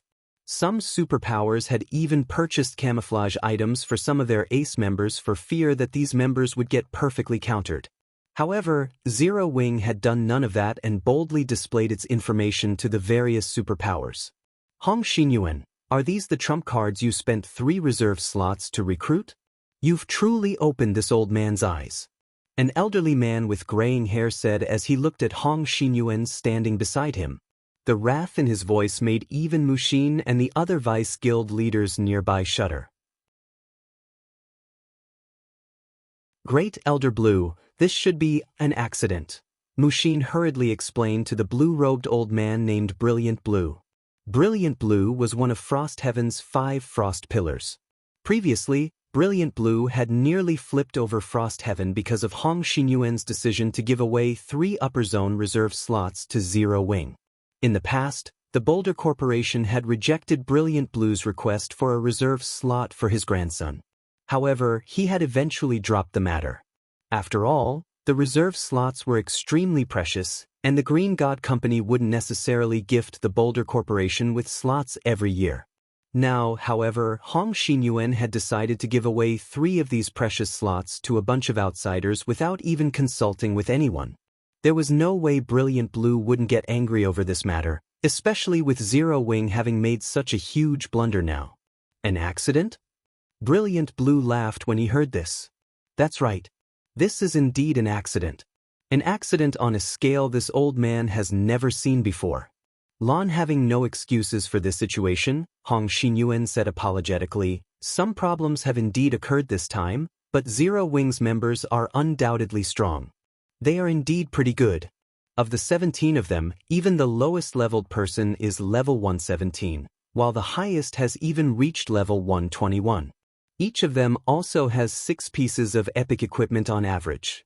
This is a rare sight even among the various superpowers' main force teams, Brilliant Blue said. He then turned to the other elders present and continued, however, they have exposed all their data now. It will be child's play for the other superpowers to counter them. Frost Heaven's 7 luminaries crystals aren't easy to come by. Every piece is exchanged using the guild members' blood and sweat. I don't want to see those crystals wasted. I suggest removing Zero Wing now and having my grandson's subordinates fill up the remaining slots. When Brilliant Blue finished speaking, the guild elders present fell silent for a while. I think what Great Elder Blue said is logical. Now that Zero Wing has made such a blunder, we do need to replace them, one of the Vice Guild leaders standing behind Brilliant Blue said and nodded. Blue's words aren't unreasonable. I also think that it is necessary to replace them, a white-haired Grand Elder said. The dispute over the reserve seats will greatly impact God's domain's future. It might even determine Frost Heaven's life and death. We cannot afford to be sloppy in this matter. We don't have to take such a risk either. That's right. There is indeed no need for us to take this risk. After the white-haired Grand Elder spoke up, The other guild elders present also started voicing their agreement with Brilliant Blue's suggestion. As for the matter of finding new foreign aid to replace Zero Wing's members, nobody present was concerned about that. The various superpowers had prepared plenty of substitutes for today's event. Naturally, Frost Heaven wasn't an exception. Not to mention, Brilliant Blue's grandson wasn't some simpleton either. In fact, he had gained the title of Sloth in the Flower of Seven Sins. If not for his having joined the Flower of Seven Sins, he would have already become a vice-guild leader in Frost Heaven. Meanwhile, the Flower of Seven Sins was an organization proficient at assassination. Its members were natural killers. There was no superpower more adept at dealing with players than the Flower of Seven Sins, not even super guilds. Brilliant Blue's grandson was one of Frost Heaven's trump cards in this competition. Having the Flower of Seven Sins' peak experts replace Zero Wing's members wouldn't be a problem at all. Of course, Brilliant Blue's selfishness also played a role in his decision. The 3 reserve slots Hong Xinyuan offered to Zero Wing were actually his personal property. They didn't belong to the guild or the Boulder Corporation. Brilliant Blue couldn't force Hong Xinyuan to give them to him. However, if Zero Wing got removed and Brilliant Blue's grandson helped Frost Heaven secure a reserve seat, Hong Xinyuan would have to give those 3 upper zone reserve slots to Brilliant Blue's grandson to preserve his reputation. Just as the various elders present were about to reach a consensus, someone interrupted them. "Dear elders, don't you think you're going a little too far?" Mushin said. "Mushin, where do you think we've gone too far? Do you find my words unreasonable?" Brilliant Blue asked in dissatisfaction. "What you said indeed makes sense, Great Elder Blue." Mushin nodded. However, Uncle Hong contributed nearly half of the 7 luminaries crystals we used to recruit foreign aid this time. If not for his contribution, Frost Heaven would have had difficulty collecting so many crystals. Now, Uncle Hong is only taking 17 slots for his own use, yet you are arbitrarily deciding to replace Zero Wing already. Isn't that a bit much? At least let Uncle Hong decide this matter himself. At Mushin's words, the grand elders and elders present fell silent. What Mushin said was the truth. Without the 7 luminaries crystals Hong Xinyuan contributed, they really wouldn't have been able to register so many outside helpers for the competition. Now, Hong Xinyuan wasn't even using 1/5 of the total slots. They indeed didn't have the right to reject or help Hong Xinyuan decide. What you say is correct, but we are also doing this in consideration of the guild's future, Brilliant Blue said righteously. Old Hong, didn't you contribute those crystals for the sake of the guild as well? Just when Brilliant Blue wanted to say something more, a dignified, middle-aged man in the team suddenly spoke up. "Stop arguing. Do you plan to make fools of yourselves in front of the other superpowers?" As soon as this middle-aged man spoke up, everyone present fell silent. Respect also appeared in everyone's eyes as they looked at this man. However, Brilliant Blue still refused to budge. "Guild leader, we cannot afford to be careless in this matter. Others might be afraid of 7 Wonders, the guild leader of Frost Heaven, but not Brilliant Blue. Not only was Brilliant Blue one of the 5 Frost Pillars, but he was also 1 generation older than 7 Wonders. Hence, 7 Wonders still had to take his words seriously. Enough! 7 Wonders frowned. This matter ends here. We will not remove Zero Wing. However, what Great Elder Blue said is reasonable as well. Notify Zero Wing that we won't help them during the preliminary selection. This is their problem, so they have to solve it themselves. Frost Heaven does not have any excess combat power to spare." "Guild leader!" Mushin was startled. She never thought that 7 Wonders would make such a decision. This was equivalent to abandoning Zero Wing. Hong Xinyuan also frowned at this decision. Without Frost Heaven's assistance, Zero Wing would most likely have difficulty getting through the preliminaries. And even if Zero Wing passed, not many of them should remain. Enough. Get it done. 7 Wonders said resolutely. Understood, Mushin sighed. Mushin was powerless to change 7 Wonders' decision. She immediately relayed the news to Shifeng. As for how far Zero Wing could reach, that would depend entirely on Zero Wing itself. Guild leader, Frost Heaven is having us fend for ourselves, Yen Tianxing said, startled by the message Shi Feng shared with the team. Yen Tianxing had advised Shi Feng to conceal their information. However, Shi Feng had rejected his suggestion. Now look what happened? Read latest chapters at Wuxia World. What do you guys think? Shi Feng asked Fire Dance and the others, chuckling. Let them. We have our way of doing things. Why should we play by their rules? Fire Dance said nonchalantly. Big Sis Fire is right. I've also been itching for a good fight lately, Violet Cloud said, a hint of excitement flashing in her eyes. Similarly, Cola and the others also expressed their eagerness for a good fight. Since that's the case, let's go get registered. You're tuning in to the Passion Pages YouTube channel. We're so grateful for your support, and don't forget to subscribe to join us on this incredible journey through captivating stories. Your generosity through donations truly makes a world of difference, as it's the primary source of revenue that allows me to expand and enhance this channel for you. Thank you from the bottom of my heart for being a part of this adventure.